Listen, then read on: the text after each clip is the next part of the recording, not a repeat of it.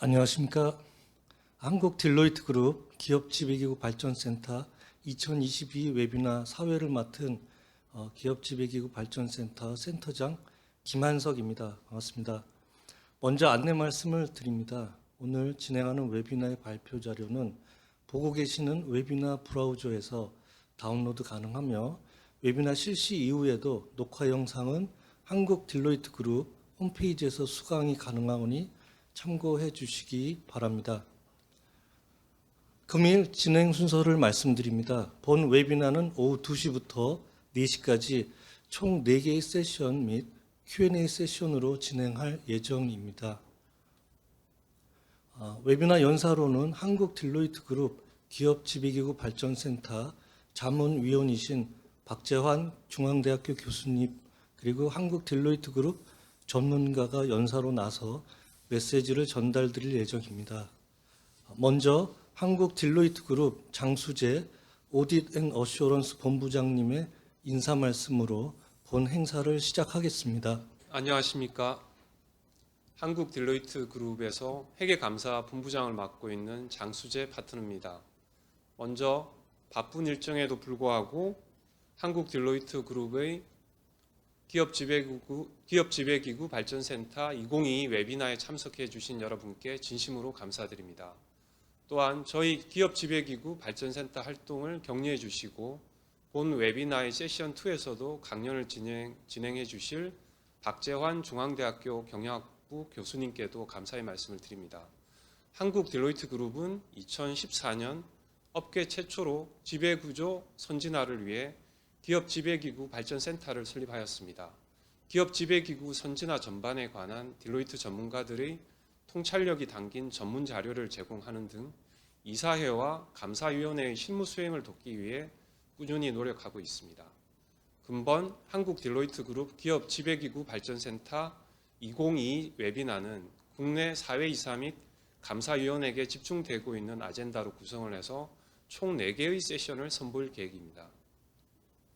웨비나의 첫 번째 세션에서는 김한석 한국 딜로이트 그룹 기업 지배기구 발전센터 센터장이 최근 딜로이트 글로벌에서 실시한 설문 및 인터뷰의 주요 결과를 중심으로 서베이 결과로 알아보는 글로벌 이사회 감사위원회 동향을 설명하고 시사점을 제시할 예정입니다. 두 번째 세션에서는 박재환 중앙대학교 경영학부 교수님이 감리위원회와 정권선물위원회로 대표되는 현행 회계감독기구에 대한 이해를 주제로 회계감독과 위원회 운영 및 결정 과정에 대한 설명과 시사점 공유를 통해 회계감독에 대한 이해와 대응 방안을 모색할 예정입니다. 이후 이어지는 세 번째 세션에서는 이승영 한국 딜로이트 그룹 트랜스포메이션 앤 어널리틱스 수석위원이 자금 사고 방지 현황과 대응 방향을 주제로 국내 기업들의 새로운 이슈로 부상하는 자금 사고에 대한 현황 파악과 효과적으로 자금 사고를 진단 및 탐지할 수 있는 실무 전략에 대해 강연을 이어갈 것입니다. 마지막 세션은 최수환 한국 딜로이트 그룹 리스크 자문본부 이사님이 데이터 기반 상시 모니터링을 주제로 강연할 예정입니다. 최근 디지털 전환이 가속화되는 상황에서 데이터 어널리틱스 기법을 활용해 상시 모니터링을 구축하여 부정, 내부 통제 취약점 등을 진단하고 적시에 탐지할 수 있는 방안에 대해 설명드릴 것입니다. 이후 마지막으로 Q&A 세션에서는 앞서 메시지를 전달해 주실 네 분의 연사가 실시간으로 접수받은 웨비나 참석자의 주요 질의사항에 대해 답변을 공유하는 자리를 준비하였습니다. 건번 웨비나 진행을 통해 기업 지배구조 선진화를 위해 이사회 및 감사위원회의 역할을 수행하시는데 도움이 되시길 기대합니다. 향후로도 저희 한국 딜로이트 그룹 기업 지배기구 발전센터는 다양한 활동 수행을 통해 지배구조와 관련된 현황과 발전 방안을 논의함으로써 국내 기업들이 회계 투명성과 윤리의식을 개선하고 기업 가치를 제고하는 데 노력할 것입니다. 여러분의 많은 관심과 조언을 부탁드립니다. 감사합니다. 장수재 본부장님 감사드립니다. 그러면 이제 세션 1로 들어가서 제가 먼저 서베이 결과로 알아보는 글로벌 이사회 감사위원회 동향에 대해서 설명을 드리도록 하겠습니다. 우선 기업 지배기구 발전센터를 간략히 소개해드리고 이어서 글로벌 이사회 및 감사위원회 동향에 대해서 살펴보도록 하겠습니다. 자, 우선 한국 딜로이트 그룹은 2014년에 지배구조 선진화를 위해 기업 지배기구 발전센터를 설립을 해서 지배구조 선진화와 관련된 현안과 발전 방안에 대하여 논의를 드리고 있습니다. 정기 간행물로는 월간 뉴스레터, 분기별로 브리프 등을 발간하고 있으며 딜로이트 글로벌의 발간문에 대한 번역본도 제공해 드리고 있습니다. 그리고 오늘 웨비나를 진행하고 있는데 계속해서 웨비나 또는 세미나를 진행할 수 있도록 하겠습니다. 참고로 저희 센터 발간물은 한국 딜로이트 그룹 홈페이지에서 다운로드 받으실 수 있습니다. 네, 그럼 구체적으로 글로벌 이사회 동향에 대하여 알아보도록 하겠습니다. 화면에서 보시는 바와 같이 글로벌 이사회 동향으로 6개의 서베이에 대한 내용을 설명을 드리도록 하겠습니다. 참고로 제가 설명드리는 내용은 딜로이트 글로벌에서 서베이한 결과를 정리해서 설명드리는 것이니 최근 글로벌 동향에 대하여 참고하시는 목적으로 편하게 들어주시면 좋을 것 같습니다. 그럼 첫 번째로 글로벌 이사회의 경우 디지털 전환, 조직 문화, 형평성, 다양성, ES 공시 등의 순서로 안건 비중이 높게 나타나고 있으며 국내 이사회의 경우에는 글로벌과는 다소 다르게 특수관계 거래, 사업, 인사 등의 순서로 안건 비중이 높은 것으로 조사되었습니다. 글로벌 이사회 산하 감사위원회에 연 200시간 이상 할애하는 사회이사는 43%로 나타나고 있습니다. 참고로 연 200시간 월로 환산해 보면 대략 한 16시간 정도 됩니다. 감사위원회 경우에는 대응해야 할 리스크 범위가 빠르게 확장하고 있는 것을 고려해 보면 투입 시간은 계속해서 상승할 것으로 예상해 볼 수 있겠습니다. S&P 500 기업 중 이사회의 ESG 감독 기능 및 관련 거버넌스를 공개하는 기업이 2021년에는 약 86%로 전년 대비 14%포인트가 증가하는 것으로 나타나고 있습니다. 아마도 ESG 관련 이사회 역할은 계속 증가할 것으로 예상해 볼 수 있겠습니다. 다음으로는 이제 보시는 장표 오른쪽 그래프를 보시면 2017년 이후 미국 내 상장 회사의 집단 소송 제기 건수가 급격히 증가한 것을 보실 수 있습니다. 이로 인해 왼쪽 그래프에서는 2018년 이후 임원 배상 책임 보험료 지수가 급격히 증가하고 있는 것을 나타내고 있습니다. 국내에서도 임원 배상 책임 보험에 대한 관심이 증가하고 있는데 아마도 미국의 사례를 보면 국내도 계속해서 보험 가입이 증가할 것으로 예상해 볼 수 있겠습니다. 미국의 경우 상장회사에서는 전체 이사회 평가, 이사회 산하 위원회 평가가 의무화되어 있는 반면에 의무화되어 있어서 대부분 평가가 이루어지고 있는 반면 국내의 경우에는 법적 강제력이 없어 다소 낮게 나타나고 있습니다. 다만 국내의 경우에도 2020년 대비 2021년에 전체 이사회 평가, 위원회 평가 및 개별 이사회 멤버에 대한 평가가 모두 증가하고 있는 것은 고무적인 변화의 흐름이라고 할 수 있겠습니다. 미국의 이사회 평가 주체는 이사회 의장과 경영진의 두 축으로 양분되어 있는 것을 확인하실 수 있으며 주요 평가 항목으로는 이사회 구성, 위원회 구성, 각종 회의 관련된 내용 등으로 구성되어 있습니다. 마지막으로는 글로벌 사회이사의 평균 보수는 국내와 비교적 큰 차이를 보이고 있는 것으로 나타나고 있습니다. 미국의 경우 기업의 규모가 클수록 사회이사의 평균 보수도 높은 것으로 나타나고 있습니다. 한편 글로벌 사회이사의 보수 지급 방법은 현금보다 주식이 더 높은 비중을 차지하고 있는 것은 참고할 만하다고 하겠습니다. 이상으로 글로벌 이사회 동향에 대한 설명을 드렸고요. 다음으로는 글로벌 감사위원회 동향으로 총 9개의 서베이 내용에 대하여 설명을 드리도록 하겠습니다. 먼저 감사위원회 주요 감독 영역으로는 크게 5가지로 나눠볼 수 있으며 재무보고 감독, 리스크 및 내부 통제 감독, ESG 감독, 내부 감사 감독, 마지막으로 외부 감사인 감독이 있습니다. 다음 장표에서는 하나씩 감독 내용에 대해서 설명을 드리도록 하겠습니다. 우선 재무보고 감독은 감사위원회의 핵심, 중점 영역으로 조사가 되었고요. 응답자의 96%는 올해 해당 영역에 대한 감독 활동을 위해 유사하거나 더 많은 시간을 할애할 예정이라고 답변하였습니다. 아젠다는 대부분 분기별로 논의하는 것으로 나타났습니다. 재무보고 감독이 핵심, 중점 영역이라고 하는 것은 감사위원회의 책임 영역이 확대되는 추세에도 불구하고 여전히 자본시장의 신뢰 유지를 위해 기본적인 영역에 충실하고 있음을 의미한다고 하겠습니다. 재무보고 감독 중 부정조사 및 보고와 관련하여 글로벌에서는 모니터링 수단으로 임직원 제보가 가장 높은 것으로 나타나고 있습니다. 국내의 경우에는 이제 금융위원회에서 지난 9월에 발표한 자료에 의하면 내부 신고 활성화, 감사위원회 기능 강화 등을 언급하고 있습니다. 감사위원회 핵심 감독 영역으로 부정 리스크가 꼽혔고 응답자의 42%는 코로나로 인해 부정 리스크가 증가한 것으로 답변하였습니다. 감사위원회의 과제로 부정 방지를 위해 내부 통제 업데이트, 내부 감사 집중, 부정 방지 프로그램 마련 등이 필요하다고 하겠습니다.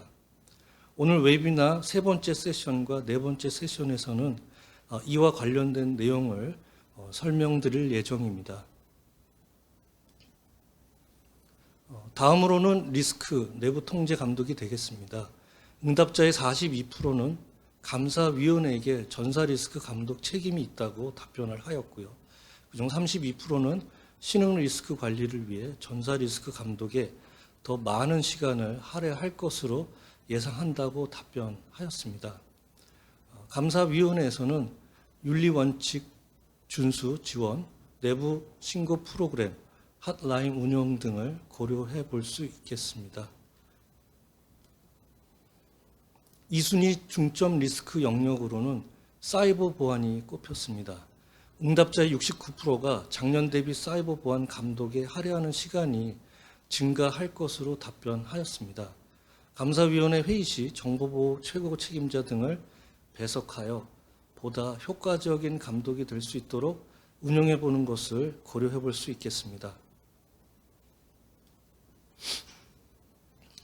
미국의 경우 내부회계 감사 실시 이래 비적정 의견 비율이 계속 감소 추세에 있으며 국내의 경우에는 미국에 비해 상대적으로 낮은 비적정 의견 비율을 보이고 있는 것을 확인하실 수 있습니다. 다만 내년부터 순차적으로 연결 내부회계 관리 제도가 도입될 예정이므로 보다 면밀한 준비가 필요하다고 하겠습니다. 참고로 미국의 미비점 유형은 회계인력 전문성 부족, 정보기술 통제 미비 등이 높은 순으로 나타난 반면 국내는 대부분이 재무제표 작성, 프로세스 관련 통제 미비로 나타나고 있습니다. 다음으로는 ESG 감독에 대하여 설명을 드리겠습니다. 감사위원회는 기존 감독 영역과 연관성이 높은 부분을 중심으로 기후 리스크 관리, ESG 공시, 관련 외부 감사 및 제3자 검증 등에 대한 감독을 우선적으로 추진하고 있는 것으로 나타나고 있습니다. 글로벌의 경우 응답자의 67%는 감사위원회에서 ESG 검증 검토를 수행하고 있는 등 ESG의 중요성은 높다고 하겠습니다. 다음으로 이제 글로벌에서는 내부 감사의 주요 활동으로 내부회계를 포함하여 컴플라이언스, 부정조사, 전사 리스크 관리 순으로 조사되었습니다. 응답자의 70%는 내부감사부서의 독립성 확보를 위하여 보고 라인을 감사위원회에 두고 있는 것으로 나타나고 있습니다. 다음으로 마지막으로 이제 외부 감사인 감독이 되겠습니다. 글로벌 감사위원회는 외부 감사인 선정 시 감사 파트너 및 감사팀의 역량을 중시하고 미국 S&P 100 기업 중 77%는 감사위원회가 감사 파트너 선정에 관여하고 있다고 공시하고 있습니다. 응답자의 98%는 작년 대비 감사 품질이 향상되었거나 변함이 없다고 답변하였고, 응답자의 85%는 감사 품질에 가장 크게 기여하는 요인으로 감사 파트너와 감사위원회 간의 원활한 소통, 외부 감사인의 전문성을 들고 있습니다. 최근 국내에서도 감사위원회와 외부 감사인의 커뮤니케이션을 강화하고 있는 추세를 보면 글로벌의 추세와 유사하다고 하겠습니다. 마지막으로는 글로벌 감사위원회의 전문성을 보겠습니다. 재무 회계의 전문성은 갖춰져 있는 반면 기술 및 ESG는 상대적으로 부족한 것으로 나타나고 있습니다. 최근에는 사이버 보안 및 기술 영역의 전문성 확보 수요가 두드러지는 것으로 나타나고 있는데요. 국내의 경우 자산 2조 원 이상 상장사 감사위원회 42%는 재무, 회계 전문가로 파악이 되고 있습니다.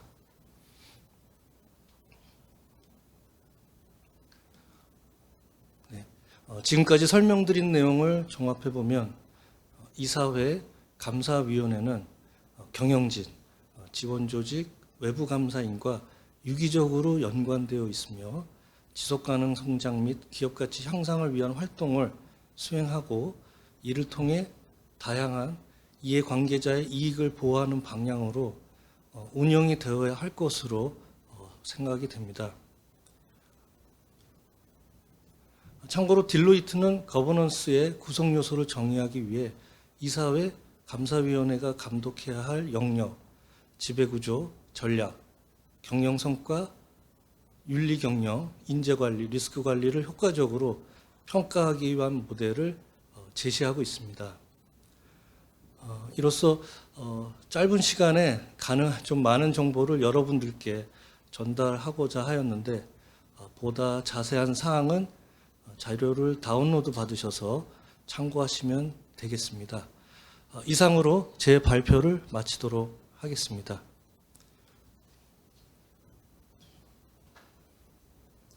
다음으로는 중앙대학교 경영학부 교수님이시고 저희 센터의 자문위원으로 많은 도움을 주고 계신 박재환 교수님이 현행 회계감독 기구에 대한 이해를 주제로 메시지를 전달해 주시겠습니다. 네, 방금 소개받은 중앙대학교 박재환입니다. 먼저 이런 자리를 마련해 주신 우리 감사본부의 장수재 본부장님, 그리고 우리 센터의 김한석 센터장님께 감사드리고요. 또 이런 행사를 위해서 준비에 많은 시간을 투입해 주신 우리 관계자 여러분께도 감사드립니다. 오늘 제가 말씀드릴 주제는 현재 타이틀은 현행 회계감독기구에 대한 이해해서 부제로 감리위원회와 증권선물위원회를 중심으로 이렇게 되어 있는데요. 기본적으로 어떤 회계 감독과 관련해서 제가 경험한 내용을 중심으로 설명을 드리고요. 특히 제가 정선이 한 6년 동안 다양한 사례를 다루면서 느꼈던 그런 약간의 비하인드 스토리를 포함해서 말씀을 드리도록 하겠습니다. 이거 굴러가는군요. 네, 목차는 여러분 한번 참고하시고요. 자, 제일 먼저 회계감독과 재무보고 품질입니다. 회계감독이라고 하면 아마 그 감리를 가장 먼저 이렇게 떠올릴 것이고 현행 이 감리의 양태가 이 재무제표 심사, 그 다음에 감리, 이렇게 크게 이제 두 가지로 구성이 되어 있고요. 우리가 이제 곰곰이 왜 이런 감리를 해야만 하는가 하고 생각을 해보면 결국 이제 재무보고 품질, Financial Reporting Quality의 향상이 아닐까. 그래서 전반적으로 우리 기업들의 재무보고 품질을 향상시켜서 어떤 자본시장이 원활하게 작동을 하고 그게 어떤 국가 경쟁력의 바탕이 되도록 하는 것이 이제 기본 취지라고 할 수 있겠습니다. 그래서 뭐 여러분 다 잘 아시지만은 2018년 11월에 우리가 신외관법이 개정이 됐고 이제 그러면서 상당한 부분에 많은 제도 개혁이 있었습니다. 그래서 제도 개혁을 하면서 여러 가지 이제 어떤 기업계 부담 등등을 고려해서 이 감독에 하는 어떤 방향의 전환이 있었죠. 그래서 그 중에 가장 큰 축이 제재 중심, 즉 사후 제재 중심에서 선제적 감리, 즉 투자자 보호를 위해서 선제적으로 회계 정보에 대한 양질의 정보를 제공할 수 있도록 선제적 감리를 통해서 자본시장을 더욱더 육성 발전시키겠다 하는 이제 내용이 들어와 있습니다. 그래서 기본적으로 감리의 축이 선제적 감리, 사전 감리, 투자자 보호 뭐 이런 식으로 방향 전환이 이루어졌고요. 그 내용이 제가 이제 신문에서 이 모든 내용은 제가 그 신문 내용을 기본적으로 발췌를 해서 이 파워포인트에 첨부했습니다. 뭐 그 이유는 뭐 구체적인 내용들은 또 어떤 특정 기업의 경우에 이 컨피덴셜한 내용도 좀 포함되어 있기 때문에 보도된 내용으로 여러분한테 내용을 전달하는 것이 가장 그 일반적이지 않을까 하는 차원에서 보도 자료를 기본적으로 인용을 하였습니다. 그래서 내용을 들여다보면 감독 방식의 선진화, 과연 이 선진화가 무엇이냐? 이전에 우리가 이루어지던 사후 제재 중심보다는 사전 제재, 사전 선제적 감리. 그래서 지금 나온 내용들이 재무제표 심사 활성화 및 심사 기간 단축으로 이제 표현이 되는 것이죠. 그래서 아까 요 앞에서 들여다봤던 심사 감리라는 이제 제도가 우리가 제도로서 정착되게 되었고요. 그래서 이런 심사 감리 과정을 통해서 감독 당국에서 어떤 회계에 대해서 조금 의문스러운 거라든가 이런 내용을 지적을 하면 회사가 적극적으로 오류라든가 수정할 내용이 있으면 적극적으로 스스로 수정을 해서 재무제표에 반영하도록 하는. 그래서 결국 그게 기업의 회계 처리 역량을 더욱더 강화시키고 기업이 스스로 코렉션을 하게 되면 감독 당국에서도 그거에 대해서 특별히 가중한 제재를 취하지 않는, 그래서 주의나 경고 형태로 어떤 제재 수준을 경감시켜서 스스로 어떤 회계 정보가 시장에 원활히 유통될 수 있도록 하는 조치를 취했습니다. 그거와 더불어 우리 외부 감사를 담당하는 회계법인들의 어떤 감사 품질 향상을 위해서 다양한 이제 제도가 도입이 되어 있는데, 그래서 품질 관리 감리에 대해서도 일부 변혁이 있었고요. 그래서 지금 품질 관리 감리를 한 결과들이 공시가 되고 있습니다. 그래서 여러분이 뭐 참고적으로 감독원 사이트라든가를 방문하시면 감독원에서 품질 감리한 그 결과들이 외부에 공개가 돼서 여러분이 언제든지 찾아볼 수 있게 돼 있고요.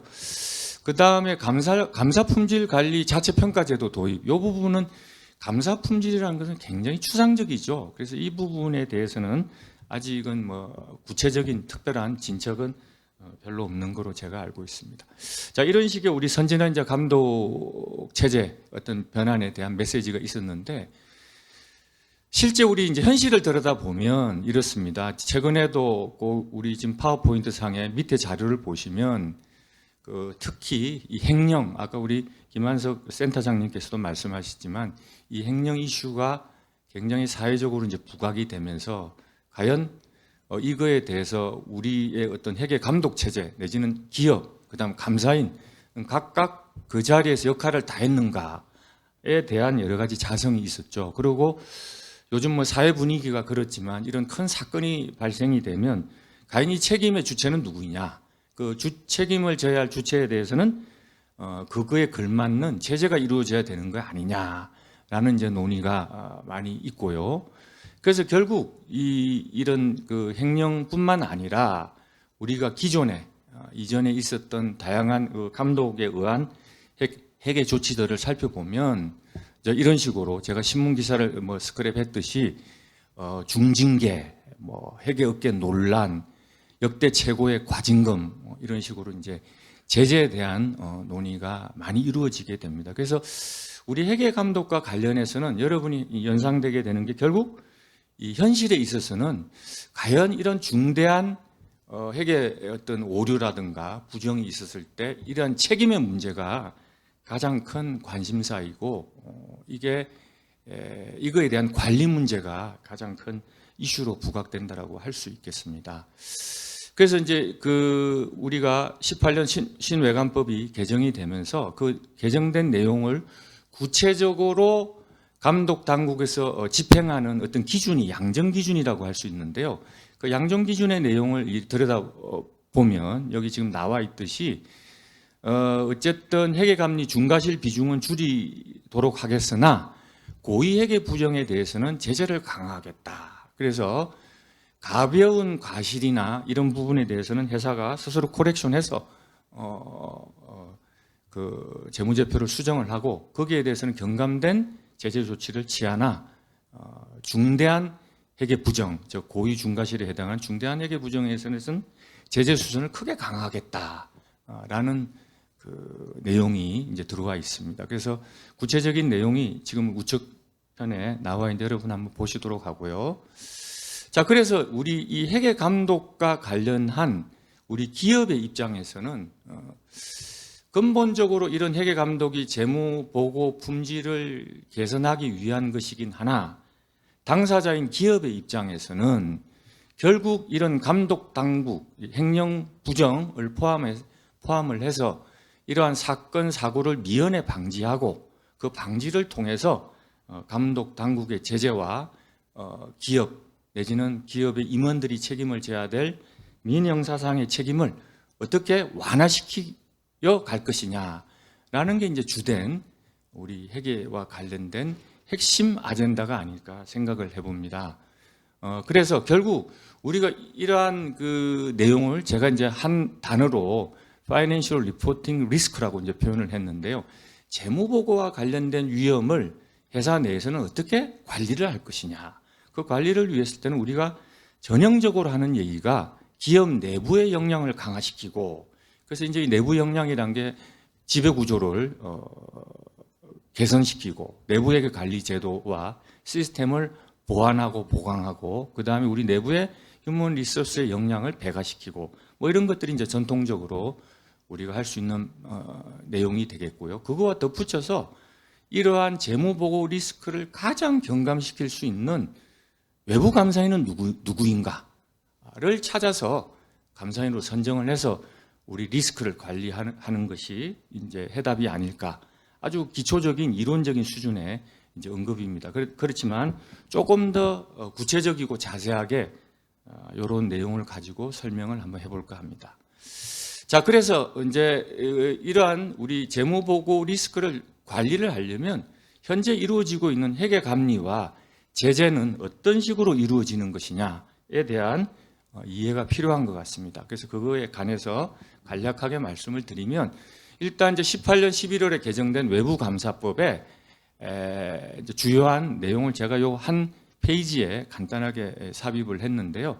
뭐 기본적으로 이 회계 감리 이후에 이루어지는 이제 제재 조치는 신분상 제재입니다. 이제 신분상 제재가 임원의 해임 내지는 뭐 직무 정지 이런 이제 신분상 제재가 있고요. 회사에 관해서는 뭐 일정 기간 정권 발행 제한 내지는 감사인 지정 그다음에 과징금 부과 뭐 이런 내용이 있는데 실은 이 과징금은 이전 우리 신외감법 이전에도 과징금이 존재했습니다. 이 과징금은 이제 자본시장법에 의한 과징금이었는데요. 그 과징금 규모가 뭐 그리 크지 않았어요. 그래서 이게 과연 제재로서 실효성을 발휘를 하느냐에 대한 많은 논란이 있었고 그거와 관련해서 여러분 이거 하단에 보시면 과거에 대우조선해양의 경우에 한 45억 정도 과징금이 이제 부과가 되면서 그 분식 규모에 비해서 과징금 수준이 너무 낮은 거 아니냐라는 논란이 있었죠. 그래서 그런 등등을 반영을 하면서 신외관법에서는 과징금 제도가 추가로 도입이 됐습니다. 그래서 과징금 제도가 도입이 됨으로써 담당 임원뿐만 아니라 감사위원회 위원들도 이 과징금 이제 부과 대상이 되겠고요. 과징금의 규모도 이전의 자본시장법보다는 훨씬 더 강력한 금액의 수준의 제재가 이루어지게 되었습니다. 그래서 이 신외관법의 내용을 들여다보면 결국 강화된 신분상 제재, 그 다음에 금전상 제재의 조치가 이루어졌다.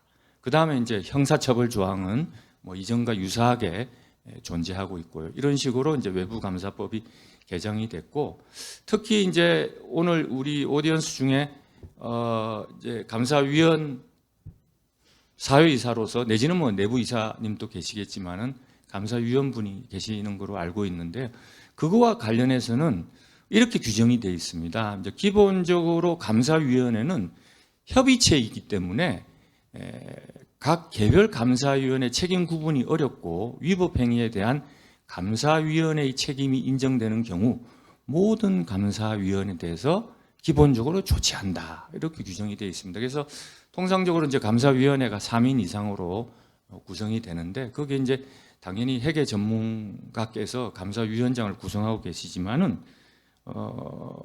또 뭐 회계에 대한 어떤 전문 지식이 약간 이제 부족하신 분들도 감사위원을 구성을 하는데, 그렇다고 해서 그분이 절대로 면책이 되는 건 아니다라고 기준에 규정하고 있습니다. 그래서 항시 좀 더 많은 관심을 가지고 감사위원으로서의 역할에 대해서 더 잘 수행할 수 있도록 하는 게 좋을 듯합니다. 자, 그리고 그 외관법에 이어서 이제 이 외관법을 구현하는 게 양정기준인데요. 이제 양정기준의 어떤 제재와 관련해서 간단하게 말씀을 드리면, 아까 말씀드린 대로 과징금 제도가 도입이 됐고요. 이 과징금은 중과실 이상의 제재에 회사 관계자에 대해서도 적용이 됩니다. 여기서 회사 관계자라는 것은 아까 위원을 포함을 해서 거기에도 귀책 사유가 있을 경우에는 이런 과징금의 제재가 이루어질 수 있는 것이죠. 그래서 우리가 이 회계 감독이 이루어질 때 감독의 제재는 이제 동기를 고의, 중과실, 과실 이렇게 판정을 하는데, 통상적으로 중요한 회계 오류 내지는 부정의 수준은 고의, 중과실에 대해서는 중요한 회계 부정으로 보죠. 그래서 그 부분에 대해서는 금전상 제재가 이루어진다 알고 계시고요. 그 다음에 임원 해임은 통상 대표이사 해임도 고의 2단계의 제재가 이루어지면 대표이사 해임 권고가 됩니다. 그 다음에 담당 임원 해임 권고는 고의 및 중과실 2단계, 이건 고의뿐만 아니라 중과실 2단계에 대해서도 담당 임원 해임 권고가 되겠고요. 감사위원의 해임 권고는 고의 4단계 및 중과실 2단계 이상. 그래서 담당 임원 해임 권고보다는 약간 낮은 수준이긴 하지만 거의 유사한 수준에서 해임 권고가 되니까 결코 가벼운 신분상 제재 조치는 아니다라고 할 수 있겠습니다. 그 다음에 이제 중요한 것이 이 고의에 의한 회계 부정이 있게 되면 검찰 고발 내지는 통보가 이루어집니다. 이게 이제 단계에 따라서 차이가 있긴 하지만은, 그래서 이 검찰 고발 내지는 통보가 이루어진다는 것은 결국 그 개인에 대한 형사 제재가 이루어질 수 있다라는 것이고, 또 이거와 더불어서 어떤 조치가 있느냐 하면, 지금 이 파워포인트 하단을 보시면 상장 적격성 실질 심사 사유 중에 횡령 배임이 발생하든가 내지는 회계 처리 기준 위반으로 정권선물위원회 등이 상장 기업에 대하여 검찰 고발 또는 통보 조치를 의결한 경우에는 상장 적격성 실질 심사를 받게 됩니다. 그래서 제가 이제 그 위원으로 있으면서 이 상장 적격성 실질 심사를 받는다라는 것은 그 회사의 경영자로서는 투자자한테 엄청난 피해를 끼치는 것이거든요. 그래서 상장 적격성 실질 심사 사유가 확인이 되면 일단 거래 매매 정지가 됩니다. 매매 정지가 되고 이후에 이제 실질 심사 과정을 거쳐서 어떤 그 상장 여부에 대해서 최종 결정을 하게 되니까 투자자로서는 엄청난 뜻하지 않는 커다란 데미지를 입게 되죠. 그래서 특히 이 이제 고의 분식 이게 과연 고의냐 아니냐라는 것을 놓고 상당히 위원회에서 논의가 심도 있게 이제 이루어지게 됩니다. 그래서 이 고의 분식은 굉장히 중요한 고의냐 아니냐는 것은 굉장히 중요한 그 내용이라고 할 수 있겠습니다. 해임뿐만 아니라 상장 적격정 실실 심사까지도 영향을 미치는 아주 중요한 사유라고 얘기할 수 있겠고요. 이 고의와 관련해서 이 양정 기준을 살펴보면 이런 말이 있습니다. 위법 사실 또는 그 가능성을 인식하고 법령 등을 위반한 행위를 말하며 이렇게 되어 있습니다. 그래서 통상적으로 고의라고 그러면 intentionally 내가 의도를 가지고 행위를 하는 것이죠. 이렇게 우리가 상식적 수준에서 얘기를 하고 저도 경험적으로 회사나 뭐 감사인들이 진술인으로 와서 저는 그런 인텐션이 전혀 없었다.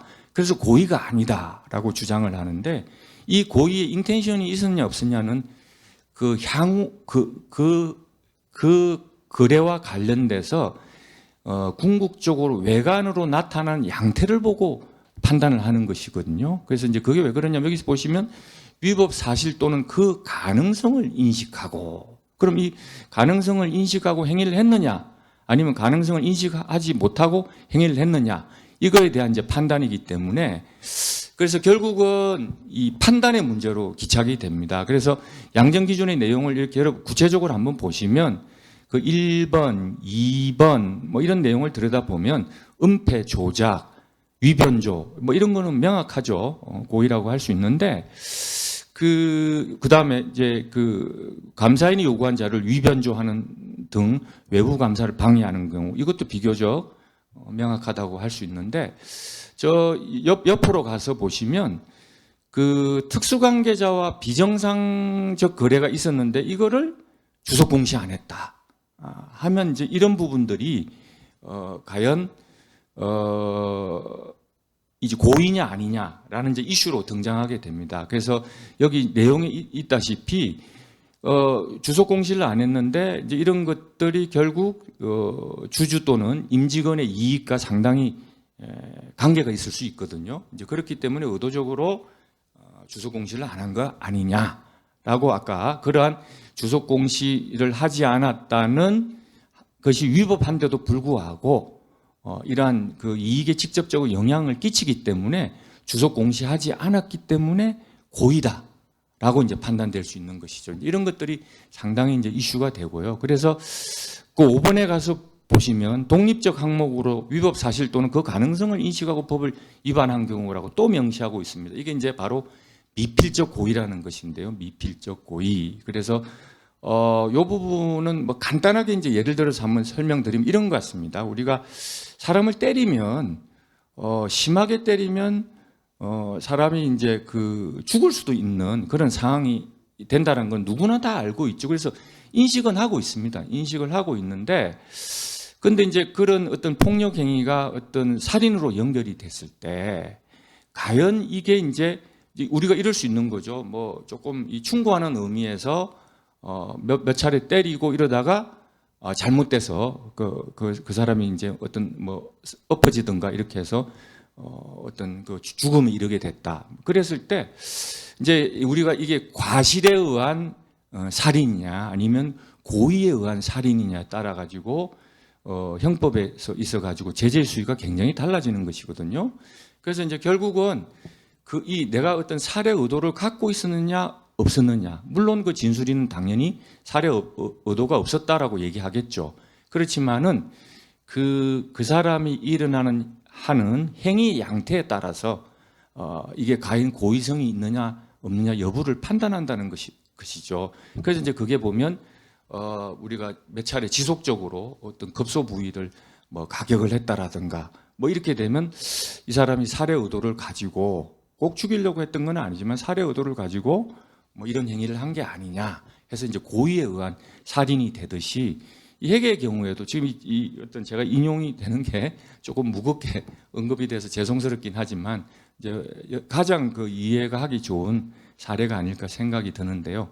아무튼 그래서 이 회계의 경우에도 일어나는 그 행위의 양태, 겉으로 드러나는 그 어떤 그 회계와 관련된 회사의 어떤 행위를 가지고 이게 고의냐 중과실이냐 이제 이런 걸 판단하는 것이죠. 그래서 실제로 이런 이슈가 등장이 됐을 때 굉장히 그 다양한 증거와 논리를 가지고 디베이트가 진행이 됩니다. 그래서 왜냐하면 이 고의로 되는 순간 상장실질심사, 뭐 임원해임 등등 아주 중요한 이슈가 부각이 되기 때문에 아무튼 이 고의에 의한 이 회계 분식이 실제로 이렇게 적극적인 행위를 한 것뿐만 아니라 회사 입장에서는 의도치 않는 경우에도 고의에 의한 제재가 이루어질 수 있다는 점을 제가 강조해드리기 위해서 이렇게 좀 길게 설명을 드렸습니다. 시간이 많이 경과됐기 때문에 조금 빨리 진행하도록 하겠습니다.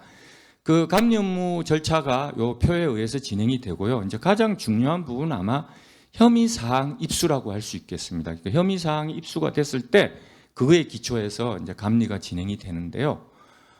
그다음에 이제 감리 과정은 아까 말씀드린 대로 고의, 중과실, 과실, 규모 비율이 1단계부터 5단계 이렇게 이루어지고 그다음에 기본적으로 이 양정 기준은 감독원에서 조치의 원안을 작성을 할 때 기속되는 어떤 기준이라고 할 수 있겠습니다. 그래서 감독원은 철저하게 양정 기준에 의해서 조치를 하고요.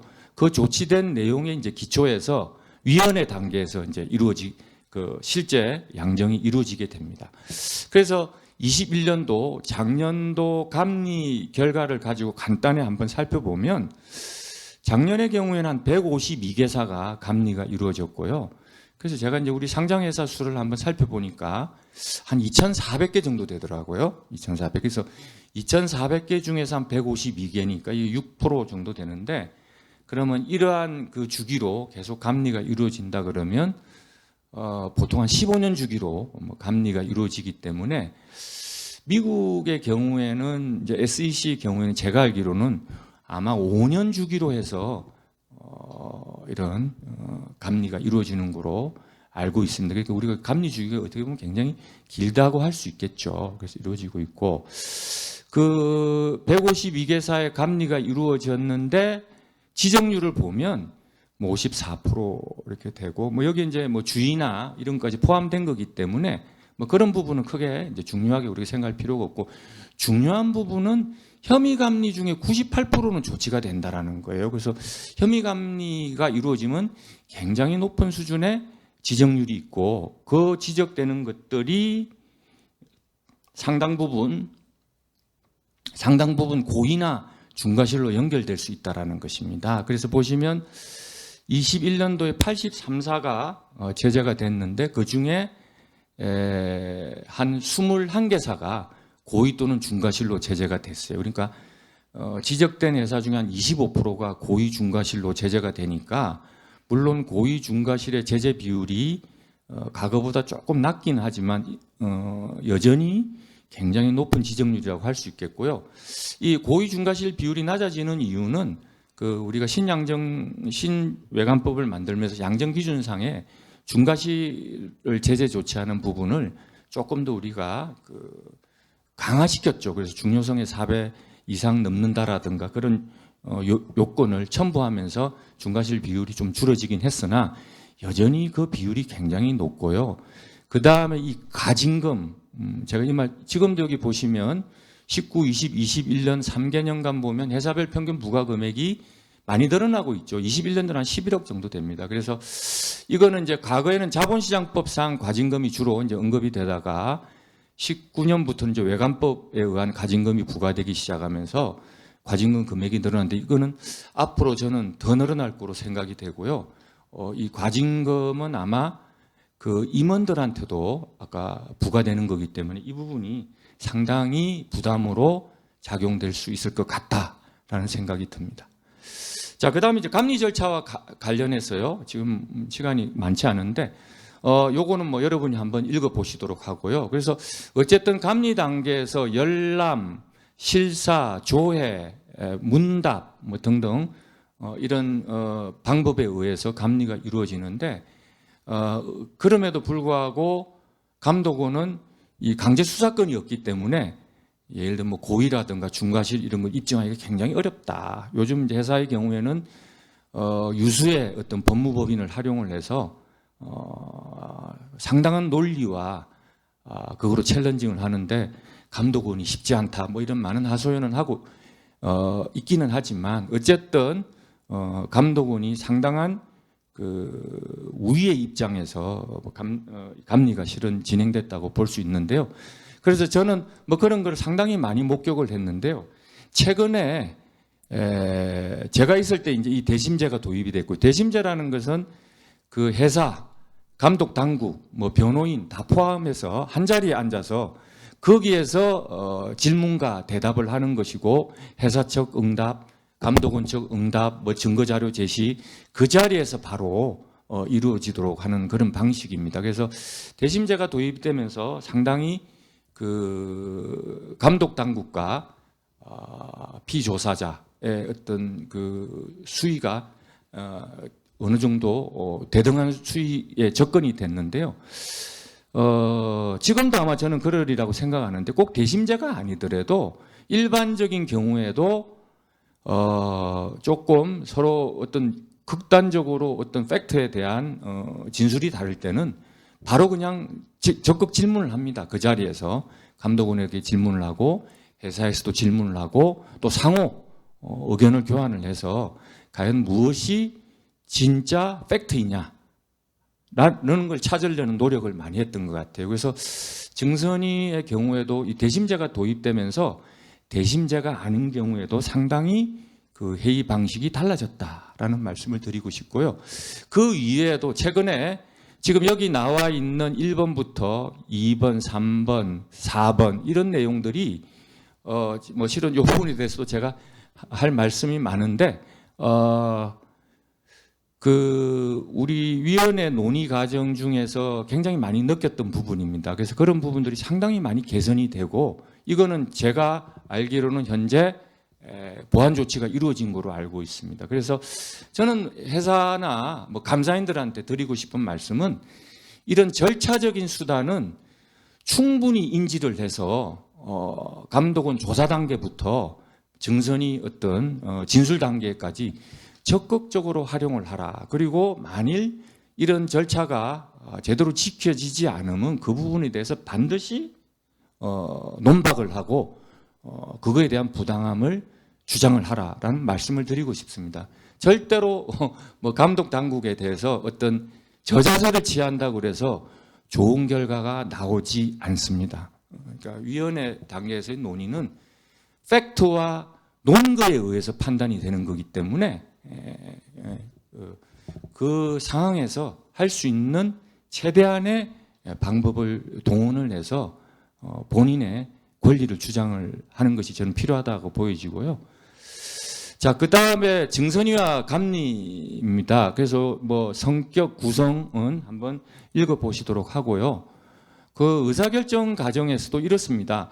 제가 여기 이제 언더라인을 꺼놓으셨는데요. 그러니까 이전에는 제가 여기 언더라인 빨간색을 꺼놓은 걸 보시면 감리위 단계에서 충분히 논의되지 못하였거나 확실한 사실에 근거한 추가 주장이 있는 경우 논거와 함께 주장이 가능하다. 뭐 이런 일이 꽤 많이 있었어요. 그런데 왜 많이 있었느냐 하면 과거에는 그 조치 통지서에 이 왜 조치되고 무엇이 문제이고 하는 것들이 제대로 서술되지 않는 경우가 꽤 있었던 것 같습니다. 그래서 그 회사 입장에서는 감리위 논의 단계에서 내지는 자본시장 이슈일 경우에는 뭐 제재심이라든가 자조심 단계에서 그 이슈가 부각이 되기 때문에 그때서야 이제 어떤 그 논의 초점을 정확히 파악을 하고 거기에 대한 증거 자료를 입수를 해서 증선이 단계에서 이제 추가 주장을 하는 그런 일들이 꽤 있었는데요.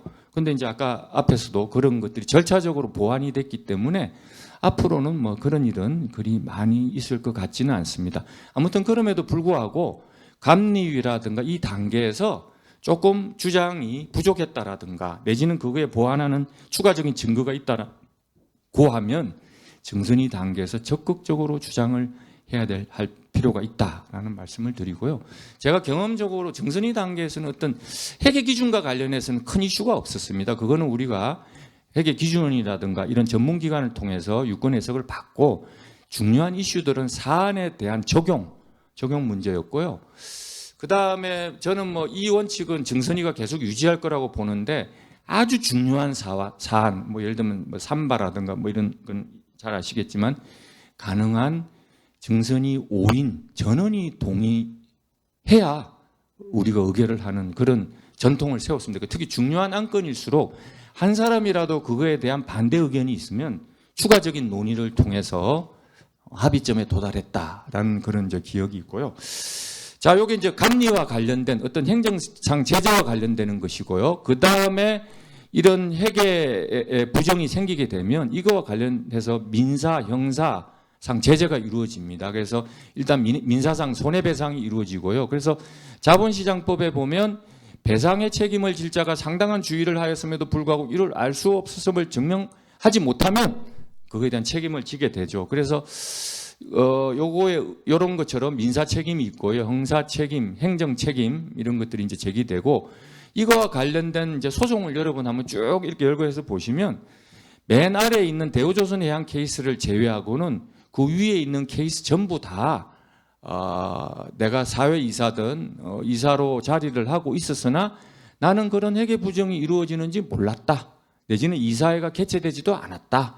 뭐 등등 이렇게 주장하는데 그거는 주장의 정당성을 부여받을 수가 없습니다. 그러니까 이사인 이상은 본인은 이사로서 내지는 감사위원으로서 활동을 적절히 해야만 정당성이 입증되는 것이고 그 케이스가 이제 대우조선해양 사회이사 케이스인데요. 그래서 여러분 기회 되시면 한번 대우조선해양 케이스는 한번 보시면 좋겠고 형사 요거는 이제 대우조선해양 케이스의 형사 케이스인데요. 제가 이제 판결문을 한번 이렇게 어태치 시켜봤습니다. 한번 읽어보시도록 하고요. 행정 사례 이것도 한번 보시도록 바랍니다. 그래서 자 그럼 이 파이낸셜 레포팅에 대한 리스크에 대해서 대응을 어떻게 할 것이냐. 그래서 제가 그 제재된 사례 지금 이 사례는 다 고의에 의한 제재 사례인데요. 고의에 의한 제재 사례는 비밀 유지가 돼야 되기 때문에 신문 기사 내용을 제가 스크립했습니다. 그래서 이 보시면 첫 번째 사례를 보시면요. 폐기물 처리 시설 관련 공사를 회사가 직접 수행한 것처럼 가장에 허위 매출을 했다. 허위 매출을 한 사실은 외부 이해관계자가 알 수가 없습니다. 그래서 이런 게 바로 내부 제보. 내부 제보에 의해서 통상적으로 이렇게 내부 제보가 이제 감독원 제보 사이트가 있는데요. 그 제보가 되면 대다수가 고의에 의해서 제재가 됩니다. 그래서 이 케이스도 그 내부 제보에 의한 고의 케이스고요. 두 번째는 특수관계자 주석과 관련돼서 이제 고의 제재를 받은 케이스입니다. 그래서 특수관계자 주석의 경우에는 특히 주의를 하셔야 되겠고요. 특수관계자와 관련된 모든 정보를 감사인에게 적극적으로 제공되지 않으면 이게 고의 분식으로 제재될 가능성이 높다 하고 제가 이제 시간이 거의 다 된 것 같습니다. 그래서 여기 지금 특수관계자 주석과 관련해서도 이렇게 상당한 부분에 고의로 제재된 케이스가 있다는 걸 제가 말씀드리고 싶고요. 그래서 이런 거에 대해서는 특히 유념을 하셔야 됩니다. 그 다음에 이것도 고의 제재, 요거 분식에 의한 고의 제재, 내부 제보에 의한 고의 제재 케이스고요. 그래서 이 회계 부정 신고가 굉장히 활성화되어 있고요. 현재 익명으로도 이 제보를 받고 있습니다. 그래서 이제 그런 것들이 감독원에서 보도 자료로 배포를 하고 있고요. 그 다음에 이 횡령과 관련해서도 저는 지금 이 사례를 보면 12년부터 18년까지 상당 기간 오랫동안 500억 정도 횡령한 사실이 이제 뒤에 이건 국세청 세무조사하는 과정에서 밝혀졌는데요. 저는 이 부분을 왜 여기 다시 이렇게 첨부를 시켰냐면 감사인들이 조금 더 주의를 가지고 전문가적 어떤 의구심을 가지고 이런 부분을 살펴봐야 되지 않을까. 물론 당사회사에는 말할 것도 없고요. 이제 그런 관점에서 감사인 선임이 중요하다라는 말씀을 드리고 싶고요. 그 다음에 이 내부 통제와 관련해서도 특히 이제 컴플라이언스 이슈가 최근에 많이 부각되고 이 주주 대표 소송이 활성화되면서 이런 소위 말한 불법, 이 담합 같은 경우에 요거는 뭐 신문에 난 사례이기 때문에 대우건설 그리고 유니온스틸 같은 경우에는 이 담합에 대해서 대표이사 혹은 사회이사까지도 손해배상 책임을 물어서 손해배상을 하라는 판결이 난 게 있었습니다. 그래서 특히 컴플라이언스 이슈, 준법 이슈, 이런 컴플라이언스 이슈는 실은 회계적 이슈와도 연결이 되는 것인데요. 그 부분에도 특히 주의하셔야 됩니다. 그래서 이제 감사위원회에서는 이 내부 신고에 대한 관리가 굉장히 중요하다. 그래서 내부 제보에 대한 관리를 특히 유념하시고, 특히 거기서 매니지먼트 오버라이드 이걸 어떻게 통제할 것이냐라는 거에 대해서 이 내부 제보를 통해서 조금 하시고, 여러분 특히 이제 마지막으로 관련된 언론 보도, 뭐 유튜브 등등을 포함해서 그런 데도 조금 많은 관심을 가지고 여러분이 대응해 주실 거를 부탁을 드리고요. 그래서 어쨌든 제 마무리는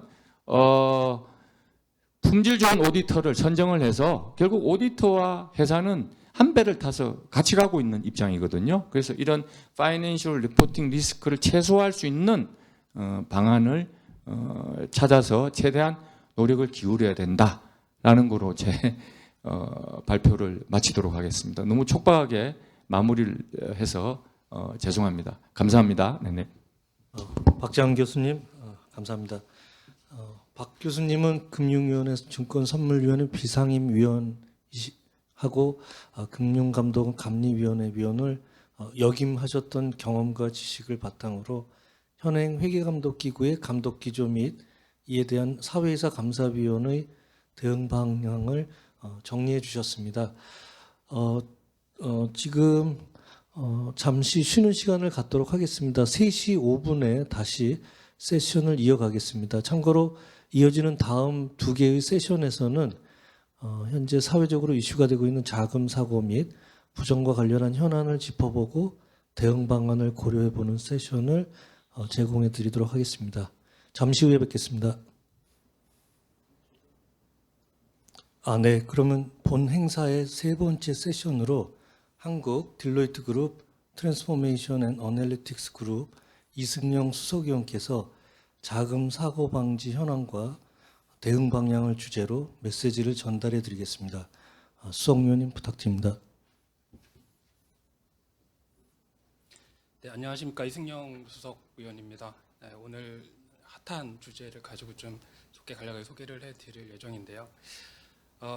요즘 기업의 새로운 위험 요소로 자리 잡고 있죠. 이제 자금 사고에 대한 현황과 그 사례, 그리고 간단한 시사점, 그리고 또 대응 전략에 대한 말씀을 좀 전달해 드리도록 하겠습니다.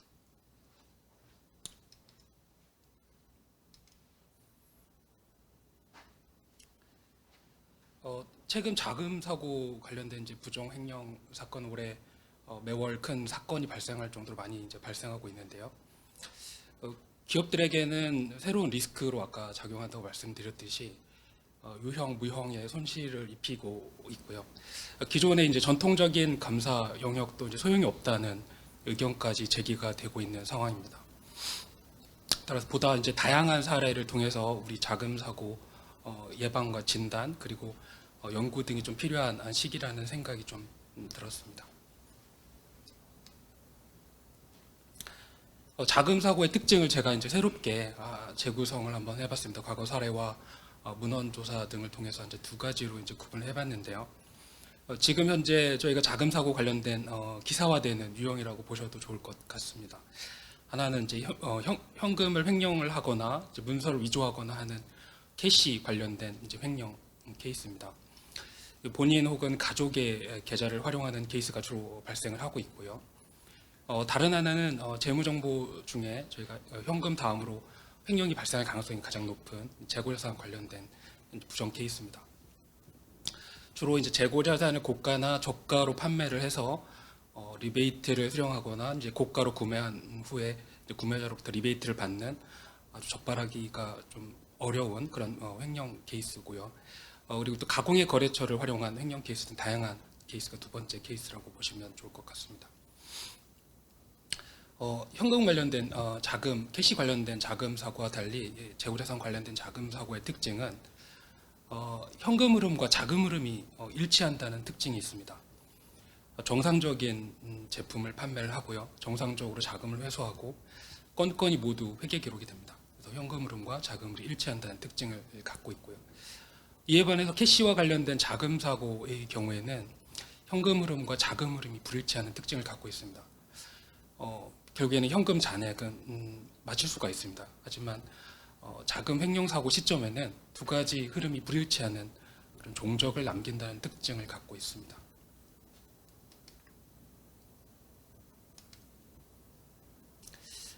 지금까지 말씀드린 자금 사고의 특징을 바탕으로 실제 어떻게 자금 사고가 발생을 하고 탐지 적발되는지 실제 사례를 통해서 한번 확인해 보겠습니다.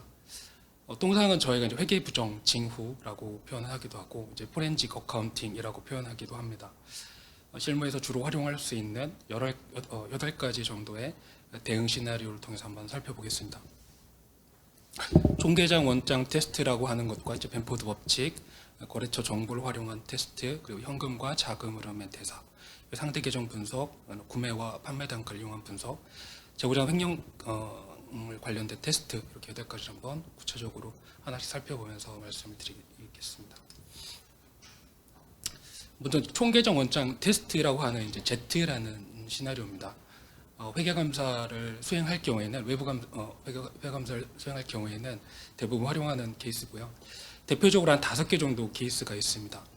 전표를 회계 관련된 부정을 저지르는 경우에는 전표 입력 빈도가 낮은 케이스거나 회계 기록의 짝이 맞지 않은 상대 계정이 불일치하는 케이스거나 계정 과목을 임의로 상계하는 케이스거나 자금 횡령 금액을 분할해서 이제 회계 처리하거나 승인을 받게 하는 그런 케이스거나 전표 적요를 기재하지 않는 케이스, 5가지 대표적인 케이스로 볼 수 있는데요.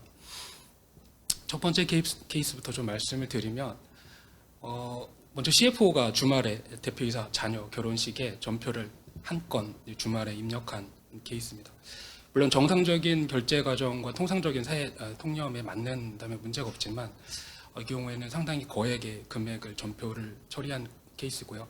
CFO는 통상 주말에 나와서 전표를 치지 않습니다. 그래서 특수한 계좌 간의 거래이기 때문에 거래 금액과 건수 그리고 재무제표의 반영 등에 좀 유의를 해야 되는 케이스입니다. 그 다음으로 이제 상대 계정 불일치 케이스인데요. 모든 회계 기록은 짝이 존재를 합니다. 저희가 차변과 대변이라고 표현하는 짝이 존재하는데 국가로부터 국고보조금을 수령을 하고 이제 현금, 미지급금이라고 하는 짝이 맞지 않은 회계 처리를 하고 국고보조금을 결국에는 직원들끼리 나눠 가진 그런 횡령 케이스입니다.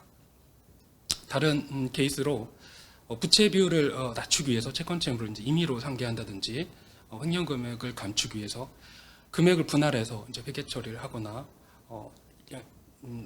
예를 들면 부정 사용한 금액이 한 뭐 100억이다 하면 이 100억을 모두 처리하게 되면 금방 탐지가 되기 때문에 분할해서 회계 처리를 하거나 전표에 이제 관련된 기재 사항을 기재하지 않습니다.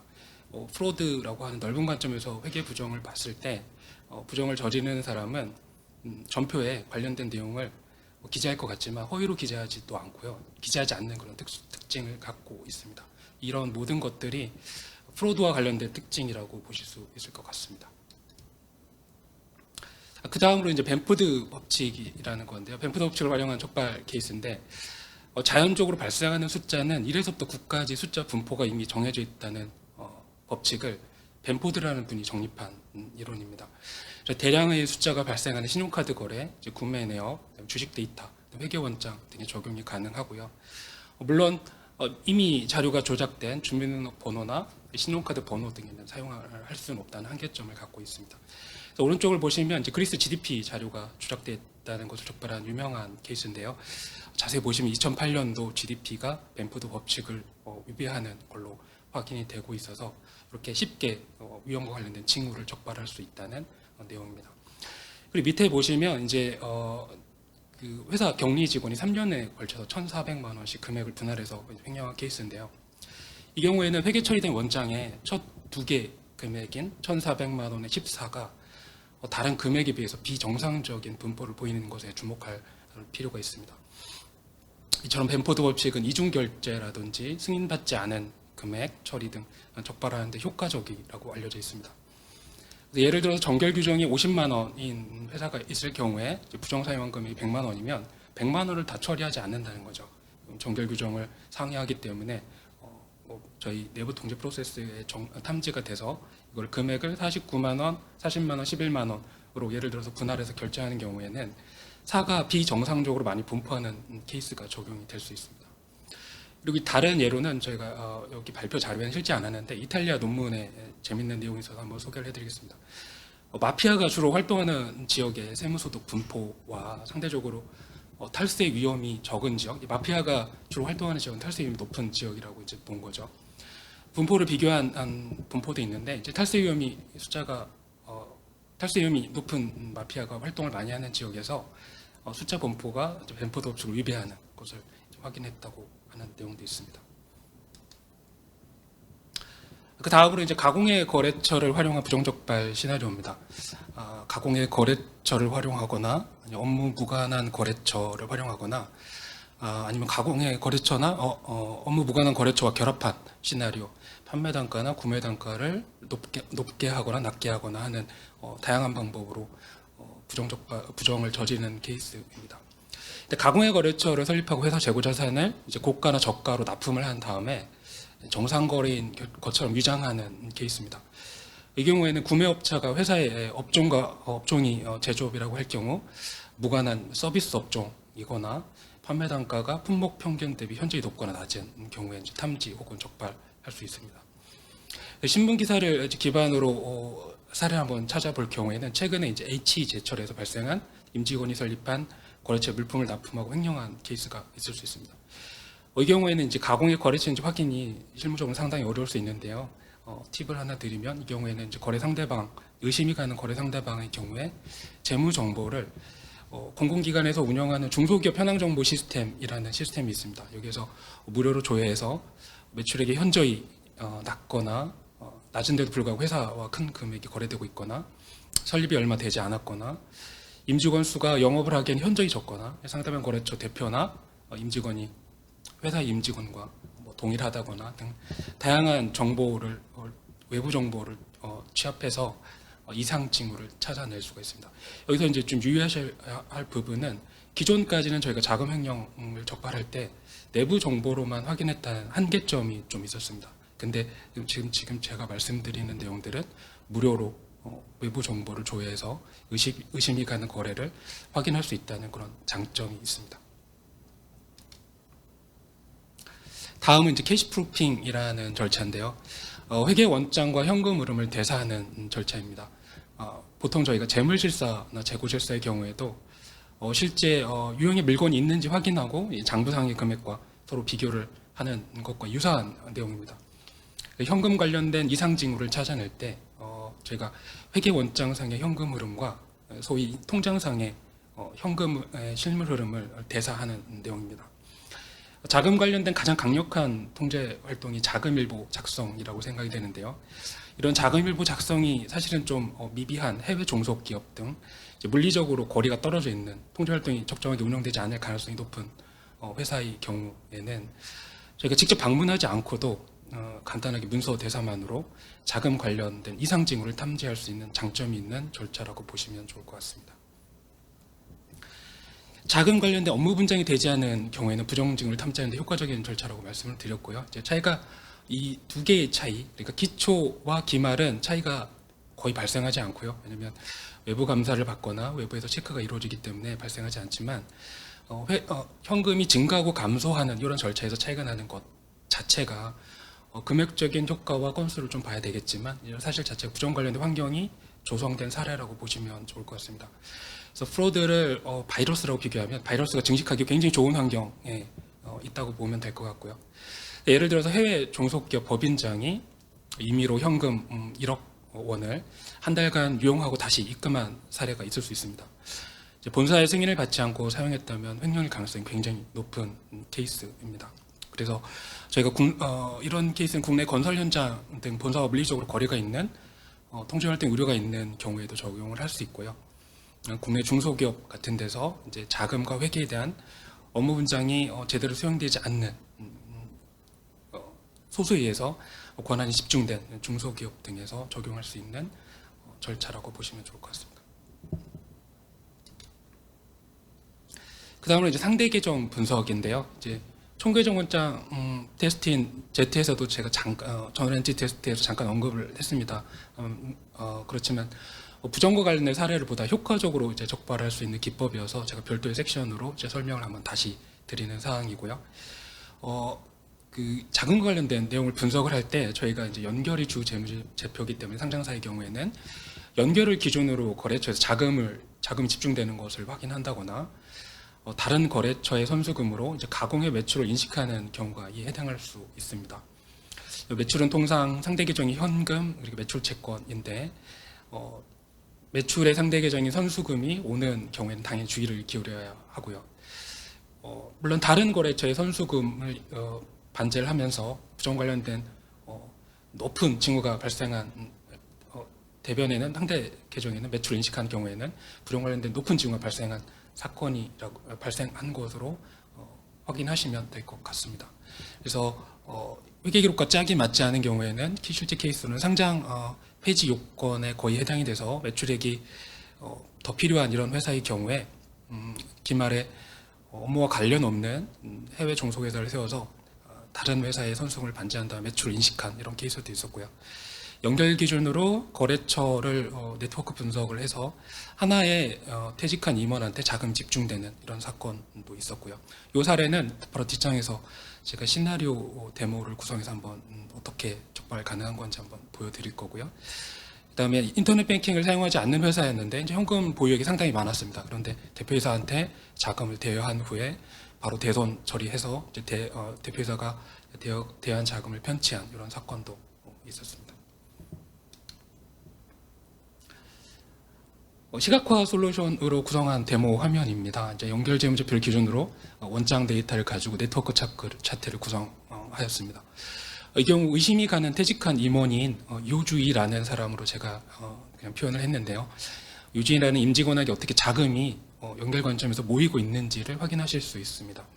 맨 왼쪽 상단에 나오는 네트워크 차트를 통해서 누구에게 어떻게 어디에서 자금 이동하는지 확인할 수 있습니다. KR이라는 회사가 이제 모회사고요. 나머지들이 이제 종속 회사라고 보면 되는데 회계 처리까지 어떻게 되는지 이제 확인이 가능하신 것을 바로 밑에 네트워크 차트 밑에서 확인하실 수 있는 내용들입니다. 다음으로 이제 재고자산 관련된 이제 부정 사례입니다. 여기서는 재고자산 횡령뿐만 아니라 재고자산 적체 관련된 충당부채 미인식 등 소위 저희가 말하는 회계 부정을 탐지할 수 있는 사례입니다. 이 사례는 재고자산 관련된 프로드의 데이터 분석을 접목했던 실제 사례이기도 하고요. 재고자산 적체가 있다고 표시한 장소에 재고자산이 없을 경우에 횡령이 발생한 그런 케이스이거나 재고자산 관련된 충당부채를 추가로 적립해야 되는 그런 회계 프로드가 발생할 수 있는 걸 적발할 수 있는 사례입니다. 맨 아래 하단이 재고자산의 연도별 금액입니다. 재고층이 구성된 것을 확인할 수 있는데요. 이 자료는 5개년 재고자산 수별만으로 이제 구성한 자료고요. 맨 우측에 이제 붉은 박스가 과거 5년 전에 구입한 재고가 어떻게 소진이 되고 있는지를 확인할 수 있도록 이제 구성한 내용입니다. 재고자산 종류별로도 확인이 가능하고요. 재고자산 보관 위치별로도 재고자산이 적체되었는지, 재고는 실제 실물이 있다고 표시됐는데 없다든지 하는 그런 횡령 케이스를 이상 징후를 탐지할 수 있도록 구성되어 있습니다.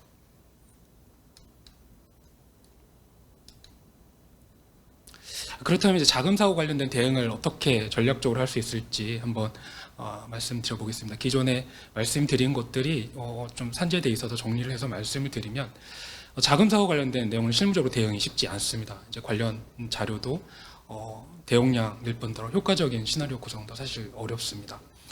대용량의 자료를 효과적으로 분석하고 이상 징후를 찾아내기 위해서는 물론 데이터 분석 기법, 예를 들어서 아까 말씀드린 벤푸드 법칙이라든지 실제로 이런 내용들을 적용해보고 원장 기반으로 아까 말씀드린 데이터 네트워크 차트 같은 걸 구성해본다든지 하는 기법 활용이 중요하다는 생각이 듭니다. 또한 발생했던 자금 사고 유형에 좀 유의를 하셔야 합니다. 많이 발생하는 사건 사고를 바탕으로 경험적으로 어떻게 적발과 탐지가 가능한지 시나리오를 구성하면 보다 효과적인 적발이 가능합니다. 그리고 중요한 포인트인데요. 회사 내부 자료만으로 모니터링하는 것은 이제는 한계점에 이르렀다는 것이 제 개인적인 생각이고요. 외부 자료, 예를 들어서 거래처 이상징을 확인하기 위해서는 외부 거래처에 대한 정보를 조회하거나 아까 말씀드린 중소기업 현황 정보 시스템 같은 내용을 확인하거나 장기 채권의 회수 가능성을 확인하기 위해서 사업자 휴폐업 조회 등의 기법을 활용하는 것이 보다 효과적이라는 생각입니다. 그리고 자금 사고와 관련된 포렌식 기반의 기법을 룰을 적용하는 것이 보다 효과적입니다. 그래서 아까 소개해드린 캐시 프루핑 절차를 통해서 확인하는 절차를 적용할 수 있을 것 같습니다. 그리고 마지막으로 가장 중요한 절차인데요. 일상적인 통제 활동이 적정하게 작동하는지를 확인하는 것입니다. 중요한 내용 중에 아까 말씀드린 자금 일부 작성과 자금과 관련된 업무 분장 관련된 통제 활동의 강화 등이 그 사례입니다. 지금 말씀드린 사항이 아마도 가장 강력한 통제 활동이 되지 않을까 하는 생각을 해봅니다. 마지막으로 부정조사협회에서 소개한 부정 관련된 사례를 트리로 구성한 내용입니다. 이 중에 데이터 분석 기법을 활용해서 데이터를 가지고 적발하고 탐지 가능한 사례를 제가 V표를 해서 해보았습니다. 상당 부분이 실제 적발 시나리오 구성에 활용될 수 있다는 점에 주목하시면 좋을 것 같습니다.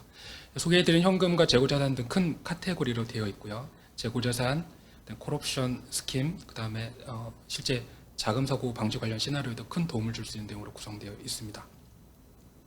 이것으로 오늘 제가 준비한 내용은 이것으로 마치겠고요. 이 트리와 관련돼서 궁금하신 사항은 밑에 소스에 관련된 링크가 있고요. 구글에서도 ACFE 프로드 트리라고 하시면 세부적인 내용까지도 이제 확인하실 수 있으니까 확인하시면 좋을 것 같습니다.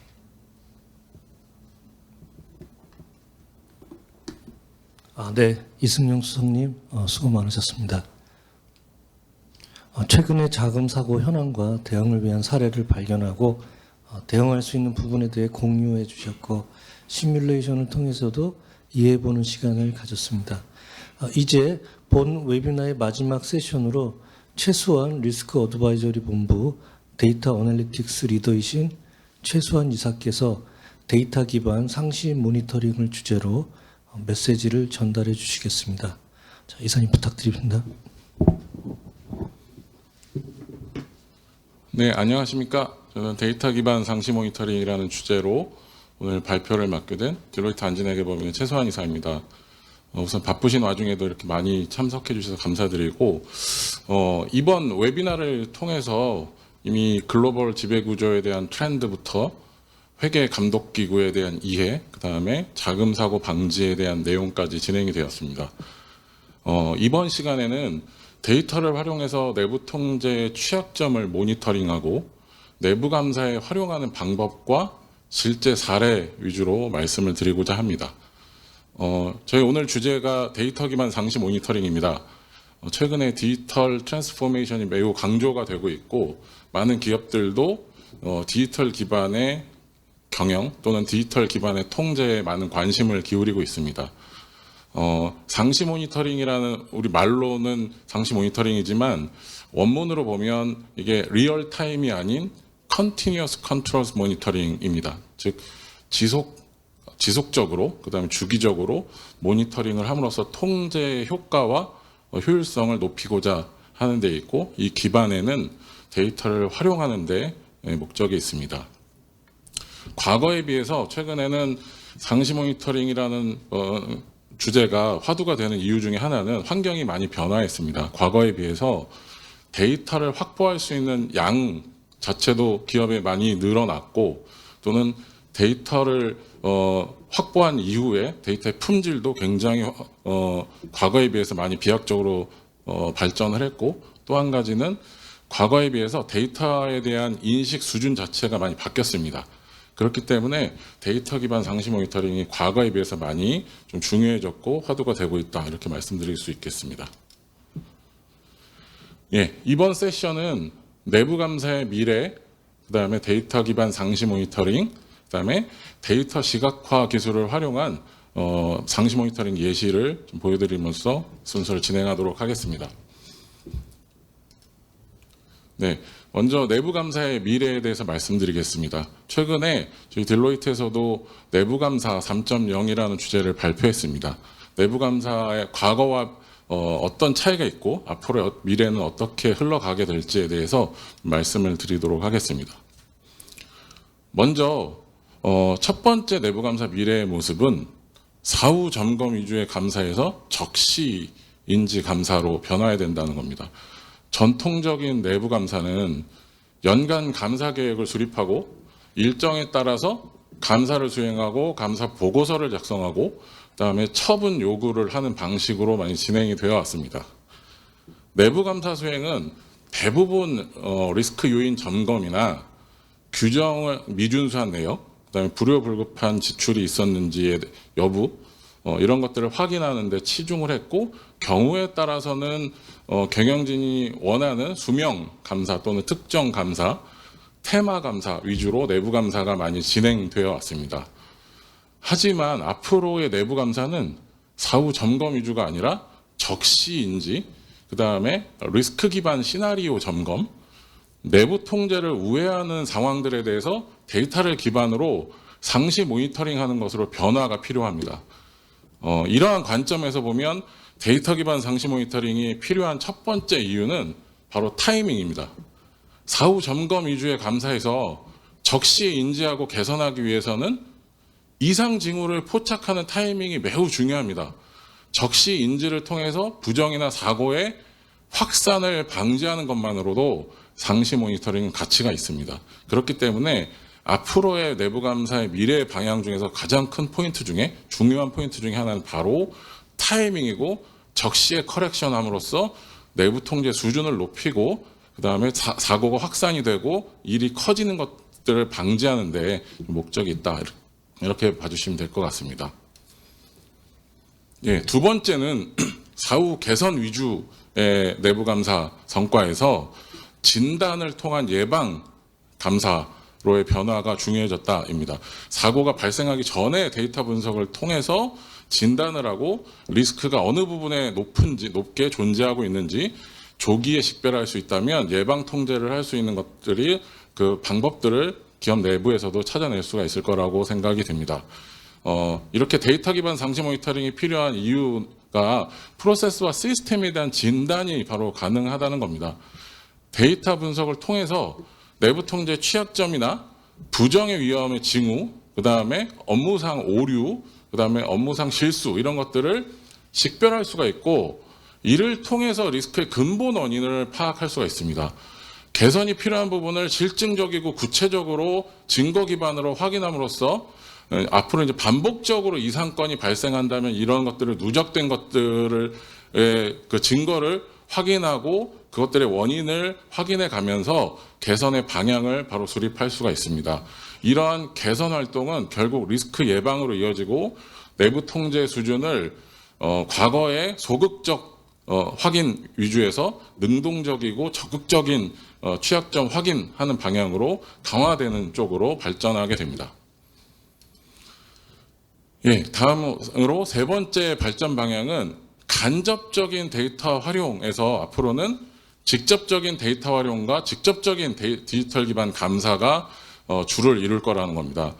IT 부서에 요청하지 않고도 직접 확보한 데이터를 내부 감사인이 분석하고 시뮬레이션함으로써 디지털 증거 확보가 가능해지고 그다음에 이런 것들을 통해서 과거에 보지 못했던 것 영역까지도 감사의 영역이 확대되는 형태로 간다는 겁니다. 그래서 데이터 기반 상시 모니터링이 필요한 이제 세 번째 이유는 IT 부서에 의존하는 방식이 아니라 직접 데이터를 확보하고 분석하고 이를 통해서 감사의 영역이 확대된다는 것이고 간접적이고 수동적인 방식의 데이터 활용이 아니라 내부 감사인이 이제 능동적으로 데이터 분석을 통해서 증거를 많이 보다 더 확보하고 더 깊이 있게 감사를 하고 현장에 나가서 감사해서 알게 되는 것들이 아니라 이미 알게 된 already known 감사가 가능해진다는 것에 초점을 맞춰야 될 겁니다. 이를 한 단어로 표현하면 셀프 디지털 오디시라고 볼 수가 있겠습니다. 예, 다음은 내부 감사의 미래 사항에 대해서 좀 더 구체적으로 말씀을 드리겠습니다. 오른쪽에 보시는 것처럼 기업은 여러 구성 요소들의 집합으로 이루어져 있습니다. 이런 구성 요소들의 집합이 연결되고 서로 협업을 하면서 비즈니스를 영위하게 됩니다. 이를 위해서는 정책, 지침, 절차 이런 것들이 마련이 돼야 되고 그 다음에 거버넌스 체계가 마련되고 이에 맞는 조직이 세팅되고 아레나리 부여됩니다.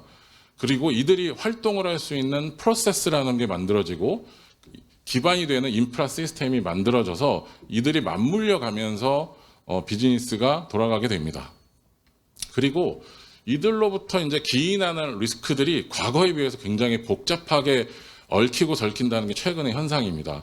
그래서 리스크 기반의 내부 감사, 데이터 분석 기반의 내부 감사 또는 시각화를 활용한 내부 감사는 이런 복잡한 현상을 단순하게 이해하고 그 다음에 여러 얽혀져 있는 것들을 쉽게 이해하고 접근할 수 있게 그렇게 내부 감사의 방향이 변화할 거라고 생각이 듭니다. 이런 것들을 위해서 보시는 바와 같이 오퍼레이션이 사이버와 연결되고 전략과 연결되고 레귤레이션하고 연결되고 이런 것들은 최근에 보시면 사이버 리스크가 발현이 되게 되면 우발 부채가 갑자기 생겨나게 된다거나 아니면 과거에 인식되었던 이제 금융기관과 같이 제재 산업, 그런 규제 산업이 이제는 일반적인 생산 기업들, 그다음 제조 기업들, 그다음에 컨슈머 비즈니스를 하는 이런 기업들도 마찬가지로 컴플라이언스 이슈가 굉장히 중요해졌고, 그다음에 파이낸셜 리스크도 굉장히 중요해졌고, 그다음에 전략적인 부분, ESG와 같은 전략적인 부분도 굉장히 중요한 영역으로 인식이 되고 있고, 이들이 점점 맞물려가면서 어떤 리스크가 한번 발현이 되면 굉장히 복잡다단하고 스노우볼 효과를 일으키는 이런 형태로 가게 됩니다. 그렇기 때문에 우리가 이제 내부 감사를 할 때는 내부 감사의 포인트를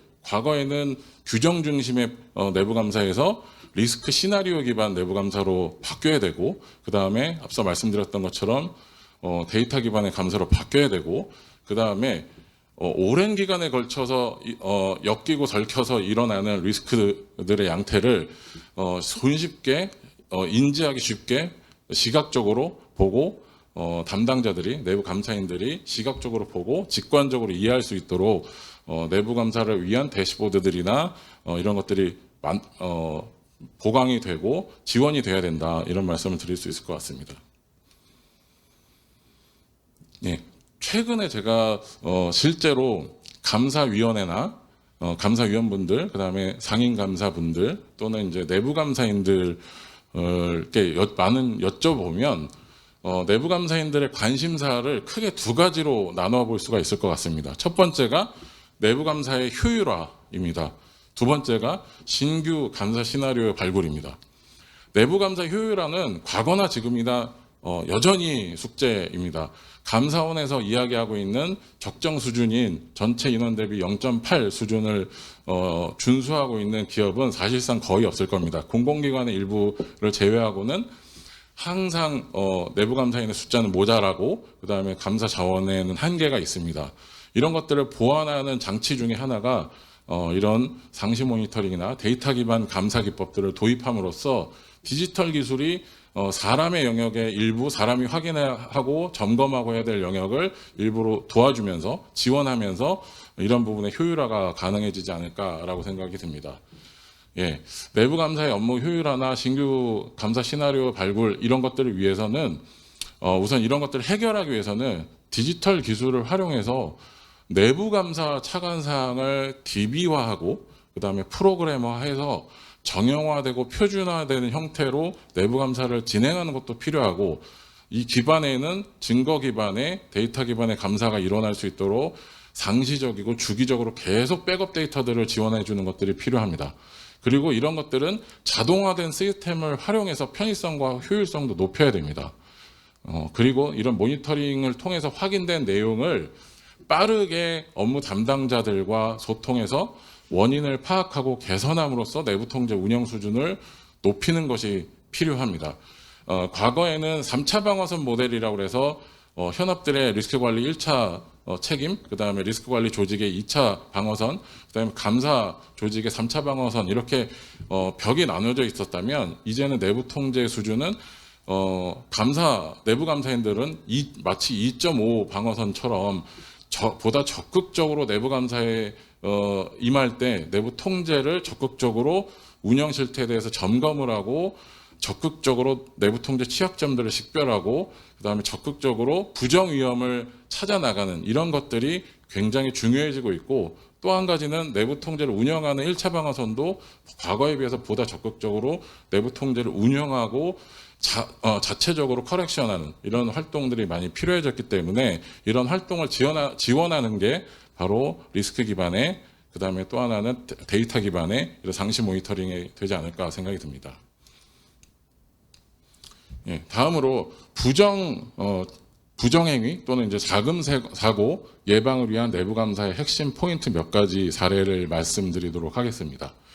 디지털 기술을 활용한 내부 감사를 통해서 다음 4가지를 효과적으로 모니터링할 수가 있습니다. 먼저 거래처의 위험도를 스코어링을 통해서 체크함으로써 지급 대상의 유효성을 검토한다거나 채권 관리를 보다 효율적으로 한다거나 신용 한도를 위배해서 오더를 수주하는 이런 것들을 크레딧 리밋을 관리한다거나 또는 자금 이체의 적절성 관리 이런 활동들을 관리를 할 수 있고 모니터링을 함으로써 통제 취약점을 개선해 나갈 수가 있습니다.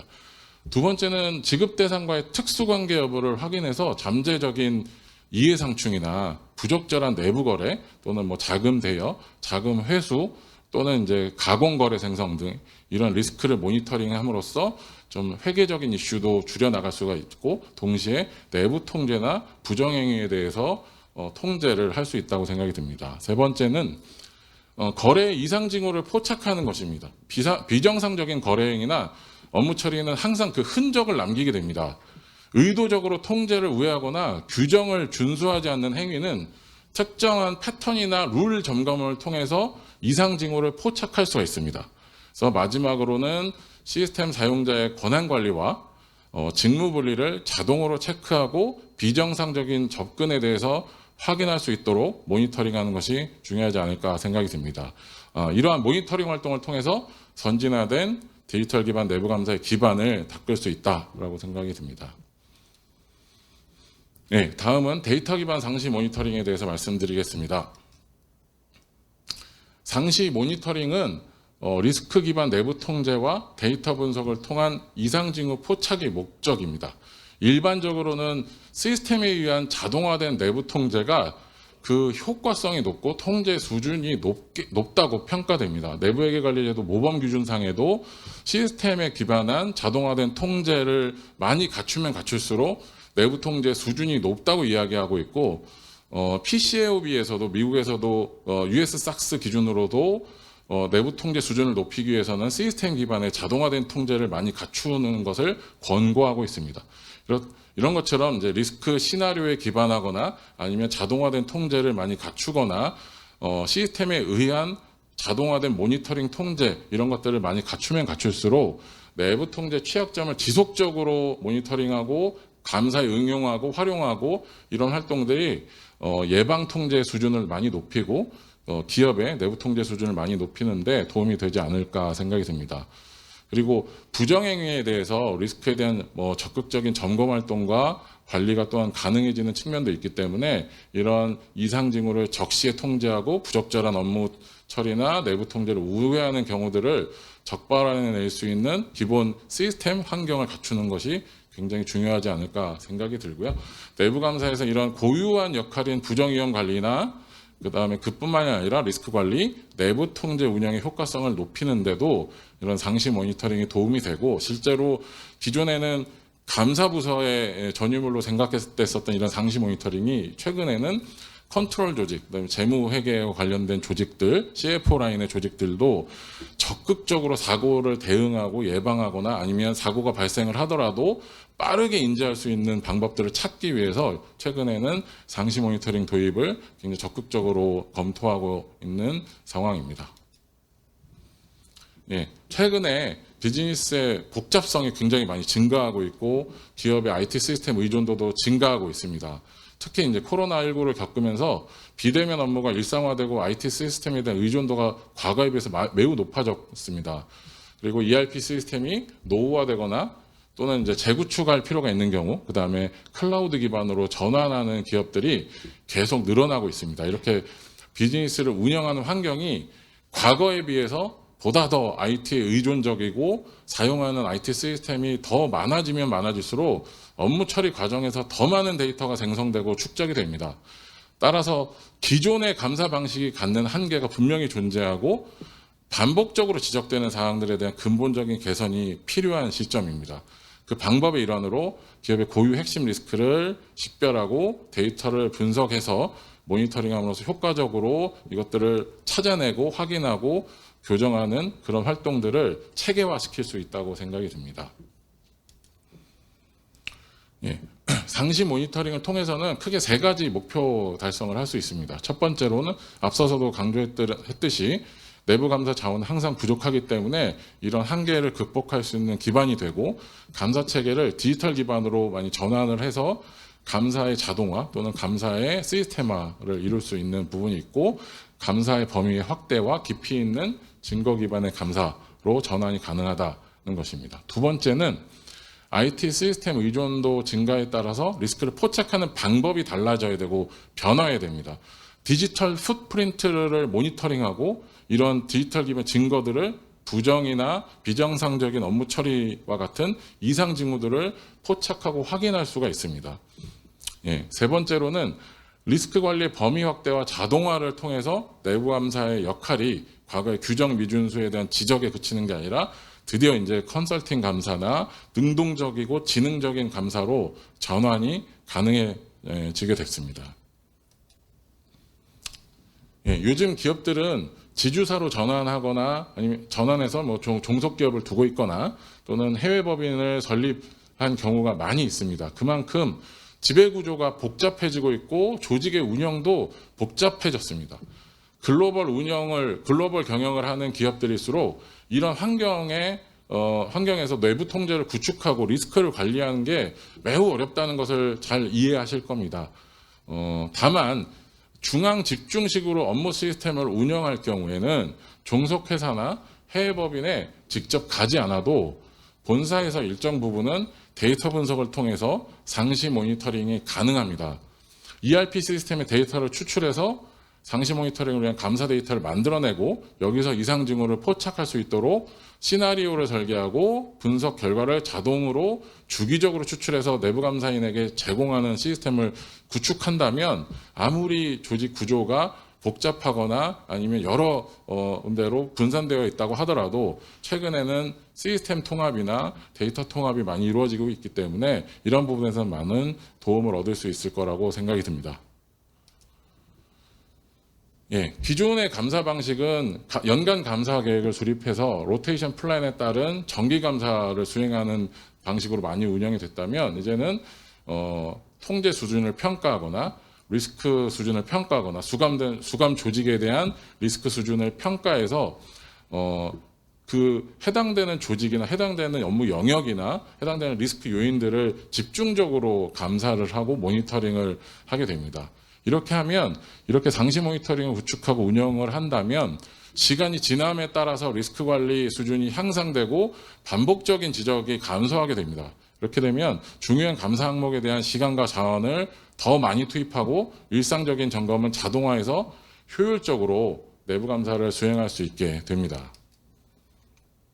예, 기존의 감사 방법은 대부분 IT에 요청을 한 자료를 검토하는 데 위주로 의존을 했다면 이제는 감사인이 직접 원하는 데이터를 추출하고 원하는 데이터를 시뮬레이션하고 거기로부터 시나리오를 확대하는 방식으로 해서 감사 일수가 많이 줄어들 수가 있고 페이퍼 위주의 감사에서 데이터 기반 감사로 전환이 되면서 이미 상당 부분은 비정상적인 거래 패턴이라든지 비정상적인 업무 처리라든지 이런 것들을 정교하게 분석해서 감사에 많이 감사 자원 효율화를 꾀할 수 있다 이렇게 생각이 듭니다. 예, 최근에 언론 기사를 보면 여러 기업들이나 공공기관에서 자금 사고가 발생한 것을 볼 수 있습니다. 자금 횡령 사고나 부정 지출 사고, 오지급과 같은 이런 사고들은 효과적으로 예방하기 위한 내부 통제 설계가 필요합니다. 기본적으로 직무분리나 현금 출납이나 자금 지출 프로세스상의 리스크 요인을 파악하고 거래처 마스터상의 지급 관련 정보의 완전성이나 정확성을 체크해야 됩니다. 이러한 내부 통제 설계와 더불어서 자동으로 점검할 수 있는 요인들을 모니터링을 해서 자금 사고를 예방하고 지출 프로세스의 내부 통제 취약점을 진단하는 것이 매우 중요합니다. 예, 보시는 예시는 자금 진단 프로세스에서 업무 프로세스를 분석하고 자금 관리 시나리오를 적용하고 그다음에 실제 자금 관리 시나리오를 적용한 결과를 대시보드 형태로 보면서 감사인이 직관적으로 판단하기 위한 자료들을 시스템 기반의 상시 모니터링 결과들을 볼 수 있는 화면을 만든 경우입니다. 예, 그 외에도 기존에는 내부 통제에서 파이낸셜 리포팅하고 관련된 것들을 내부 통제에 설계를 하는데 많은 노력을 기울였다면 최근에는 이와 관련된 각종 다른 업무 영역들, 뭐 예를 들면 영업, 구매, 자산 관리 그 외에도 다양한 프로세스에 대해서 내부 통제를 계속 확대하는 방향으로 추세가 변화하고 있습니다. 그래서 시나리오를 다양하게 설계하고 부정징후나 운영의 비효율성 등을 활용할 수 있는 시나리오를 많이 갖추면 갖출수록 기업의 내부 통제 수준이나 리스크 관리 수준이 높아진다라고 볼 수가 있겠습니다. 예. 보시는 것은 캐시 컬렉션하고 관련된 프로세스를 사전에 정의하고 여기서 발생할 수 있는 내부 통제 취약점을 식별하고 그다음에 리스크 모니터링할 수 있는 시나리오를 만들어내고 실제로 데이터를 분석을 해서 그 결과를 가지고 감사인이 감사에 활용했었던 케이스입니다. 예, 다음은 비용 오남용에 대한 리스크 시나리오를 설계하고 데이터를 실제로 분석을 해서 비용 지출, 지급에 대한 잘못된 비용 지급에 대해서 또는 비용 사용에 대해서 시나리오를 설계하고 데이터를 분석하고 그에 따른 원인을 분석해서 실제 잘못된 것들을 개선하는 데까지 갔었던 실제 사례입니다. 결과적으로 보면 상습적으로 법인카드 사용을 취소한다거나 아니면 불필요하거나 아니면 업무 목적 외로 사용했던 건들을 시나리오 기반으로 분석을 한 케이스입니다. 예, 다음은 영업 업무하고 관련해서 거래처 담보 관리 과정에서 실제로 거래처의 담보 가액 이상으로 채권이 발생한 경우를 데이터를 통해서 확인을 했고 그 과정에서 잘못된 업무 처리를 확인하고 담보가액 변동 내역이랑 실제 담보 가액이랑 그다음에 기준일의 채권 잔액하고 비교해서 잘못된 건들을 확인한 케이스였습니다. 예, 마지막으로 보여드릴 것들은 이제 시각화된 대시보드를 어떻게 설계하고 어떻게 만들어서 감사인들이 활용할 수 있는지에 대한 내용이고 거래 패턴에 대한 비정상적인 내용이라든지 평균적이지 않은 거래가 많은 경우라든지 리스크 요인에 대해서 판단할 수 있도록 대시보드화한 케이스입니다. 이 화면 같은 경우에는 제품별로 매출 공헌도를 확인해서 매출 대비 리스크를 제품이나 관련 부서에서 활용을 해서 매출 공헌도가 낮은 경우에는 비정상적인 가공의 거래를 만들거나 아니면 과도한 재고 유형이 발생하는 경우라든지 마케팅 투자 대비 효과가 저하되는 경우라든지 이러한 시나리오들을 설계를 하고 실제 그 원인을 분석하는 형태로 시나리오가 확장되는 케이스입니다. 그 외에도 앞서 말씀드렸던 법인카드 사용 현황이라든지 그다음에 법인카드 사용 현황도 자택이나 그다음에 영업 유수 지역 간의 차이가 발생하는 경우가 있는지를 본 케이스였고, 예, 그다음에 앞서 설명드린 거래처별 담보 및 채권 현황을 데이터를 기반으로 분석했었던 케이스입니다. 예, 그 외에도 구매건들에 대한 발주 처별, 구매 현황, 그다음에 구매 트렌드, 구매 금액이나 건수, 그다음에 지급 내역 이런 것들을 AP 지급 데이터와 묶어서 같이 확인했었던 케이스입니다. 그 외에도 비용은 계정 기준으로도 볼 수가 있고 거래처별로도 볼 수 있고 지급 대상별로도 볼 수가 있고 그다음에 그 외에 각종 시나리오들을 대시보드 안에 넣어서 시나리오에 맞게 데이터의 흐름이 어떻게 변화하는지를 보는 방식으로 예, 대시보드를 구성을 해서 이상 징후가 포착될 수 있도록 모니터링한 케이스입니다. 예. 마지막으로는 매출 데이터를 관련 거래처 기준으로 연 단위 또는 분기 단위 또는 월 단위로 분석을 해보면 어떻게 변동이 되는지에 대해서 슈팅 스타 차트를 만들어서 분석을 했었던 케이스입니다.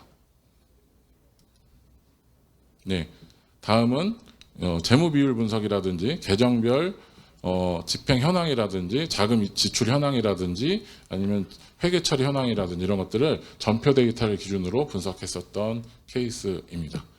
네, 이제 마지막으로는 실제 이렇게 만들었었던 대시보드나 상시 모니터링 시스템을 어떻게 화면에서 보여주고 구성하는지에 대해서 그 데모 화면입니다.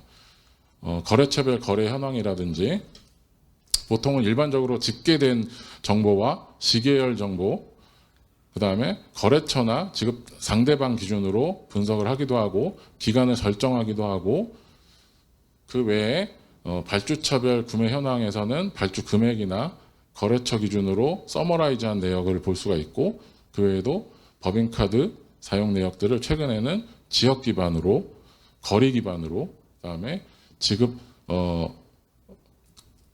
사용한 금액 법인카드를 사용한 사용처 기준으로 또는 법인카드 사용 부서 또는 개인 기준으로 다양한 방식으로 분석을 해서 이상 징후를 포착하기도 합니다. 네, 지금 보시는 거는 결제 건별로 추이, 그 다음에 특정 패턴들을 시스템 내에서 볼 수 있는 화면입니다.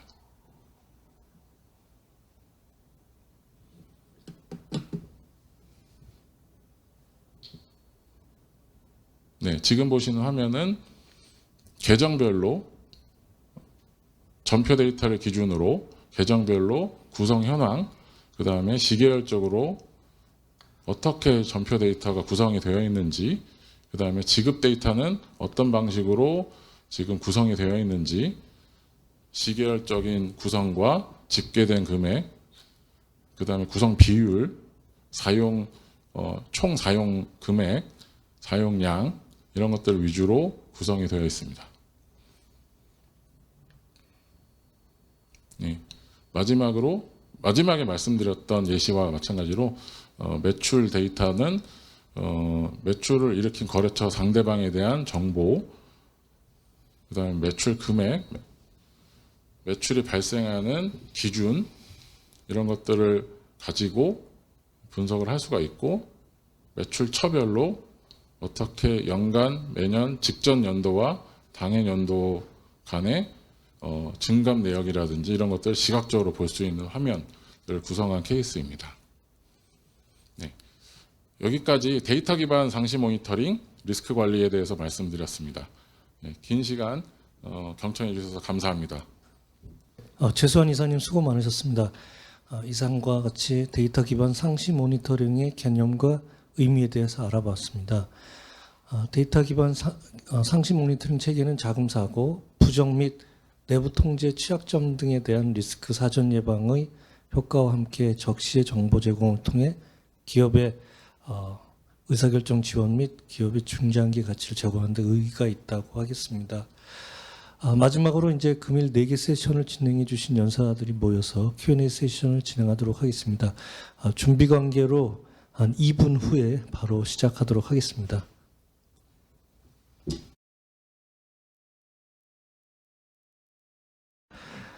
저희가 이제 사전에 질의를 좀 받은 게 있고요. 그리고 지금 웨비나 중에 일부 질의를 좀 받았는데 일단 몇 가지 답변을 드리도록 하겠습니다. 첫 번째 질문은 연결 내부회계 관리제도 하에서 지배회사의 감사위원회와 종속회사의 감사위원회 역할과 책임은 어떻게 나누어지나요? 라는 질문을 주셨는데 이 부분은 제가 답변을 드리도록 하겠습니다. 연결 내부의 관리제도는 모회사의 내부의 관리제도 감독 책임이 자회사까지 확장된 것으로 보시면 되겠습니다. 따라서 모회사 감사위원회는 모자 구조와 재무보고 그리고 그 위험에 대해 이해를 하셔야 되고요. 두 번째로는 모회사 내부의 관리제도가 모자 모두를 아우르는 전사 수준 통제의 기반을 마련하셔야 되겠습니다. 세 번째로는 자회사의 위험 평가 결과 및 평가 계획 적정성 검토까지 수행을 하시고요. 네 번째로는 내부의 관리제도 평가 결과가 모자 회사 간 공유될 수 있는 양방향 의사소통 체계가 마련되고 작동되어야 하겠습니다. 마지막으로는 내부관리제도 운영 실태를 모니터링할 수 있는 관련 체계를 점검을 해야 되겠습니다. 두 번째 질문으로는 회계 사건과 관련하여 고의뿐만 아니라 중과실에 대하여도 감리 단계에서 과징금을 물리고 투자자 손실에 대하여 손해배상뿐만 아니라 형사 책임을 임원에게 묻는 사례를 소개해 주셨는데요. 임원의 소극적인 경영활동을 방지하고 정상적인 활동을 보호하기 위해 상장기업 중 상당 기업이 임원 배상 책임보험을 가입하는 것으로 알고 있습니다. 실제 이런 사건에서 임원 배상 책임보험이 어느 정도 역할을 하고 있는지요? 라는 질문을 주셨는데요. 이 부분은 이제 박지환 교수님께서 답변 드리겠습니다. 제가 그 임원 배상 책임 보험이 현재 상장 기업 중에 얼마나 가입됐나를 그 자료를 한번 찾아봤는데 그 정확한 자료를 찾기는 어렵더라고요. 그래서 보험회사 관계자 여러분하고 한번 이야기를 한 적이 있는데 한 30-40% 수준에서 임원 배상 책임 보험이 가입돼 있는 것 같아요. 그래서 특히 이제 뭐 코스닥 좀 중소기업이나 이런 데는 가입이 여전히 좀 저조한 것 같은데 저는 뭐 그 특히 마치 우리 운전자 보험처럼 과실에 대한 부분은 보험으로 다 커버가 되잖아요. 그래서 좀 더 안심하고 우리가 운전할 수 있듯이 임원으로서 적극적인 역할을 이렇게 수행을 하다 보면 과실로 인한 손해배상 책임이 최근의 경우에는 뭐 주주 대표 소송, 손해배상 뭐 이런 것이 적극적으로 진행이 되면서 임원의 책임이 굉장히 부각될 수 있습니다. 그래서 그 특히 혹시 이제 그 사회이사나 뭐 등등으로 취임하게 되면 이런 부분을 한번 체크해 보시고 한번 그런 부분에 대해서 문의하고 가입 여부를 조금 이렇게 좀 적극적으로 이렇게 주장해야 될 필요가 있다는 생각이 들고요. 또 이거와 관련해서 아까도 제가 강의에서도 말씀드렸지만은 그 제재 단계에서 고의로 이게 판정이 되면 마치 우리가 운전자에서 고의로 사건을 내면 보험에서 커버가 되지 않잖아요. 이 마찬가지로 임원배상 책임 보험의 경우에도 아까 이제 미필적 고의나 그 굉장히 애매한 에어리아가 있긴 한데 어쨌든 최종 판정이 고의로 나면 이 보험이 커버가 되지 않는다라는 부분을 염두에 두셔야 됩니다. 그래서 그에 대해서 염두에 두시고 특히 이제 아까 그 외관법에 의한 가징금 부분은 아주 예외적으로 통상적으로 가징금이라는 것은 그 이익에 대한 페널티거든요. 과징금이라는 게 과징금하고 과태료가 이제 구별이 되는데 그래서 이익에 대한 페널티이기 때문에 이거를 보험으로 커버한다는 것은 일반적으로 우리가 법리적으로 봤을 때는 인정되기 어려운데 현재 제가 확인을 해보니까 외관법의 과징금에 관한 한은 특약에 의해서 물론 제한된 범위이긴 하지만은 보험이 커버가 됩니다. 그래서 그런 부분도 좀 체크해 보시고요. 그래서 사건이 생기고 난 후에 이런 임원 배상 책임 보험이 나를 보호해 주겠구나라고 생각하면 늦을 수가 있거든요. 그래서 이제 특약 사항도 좀 체크해 보시고 그리고 또 미연에 그 적극적으로 감사위원회 이런 활동을 통해서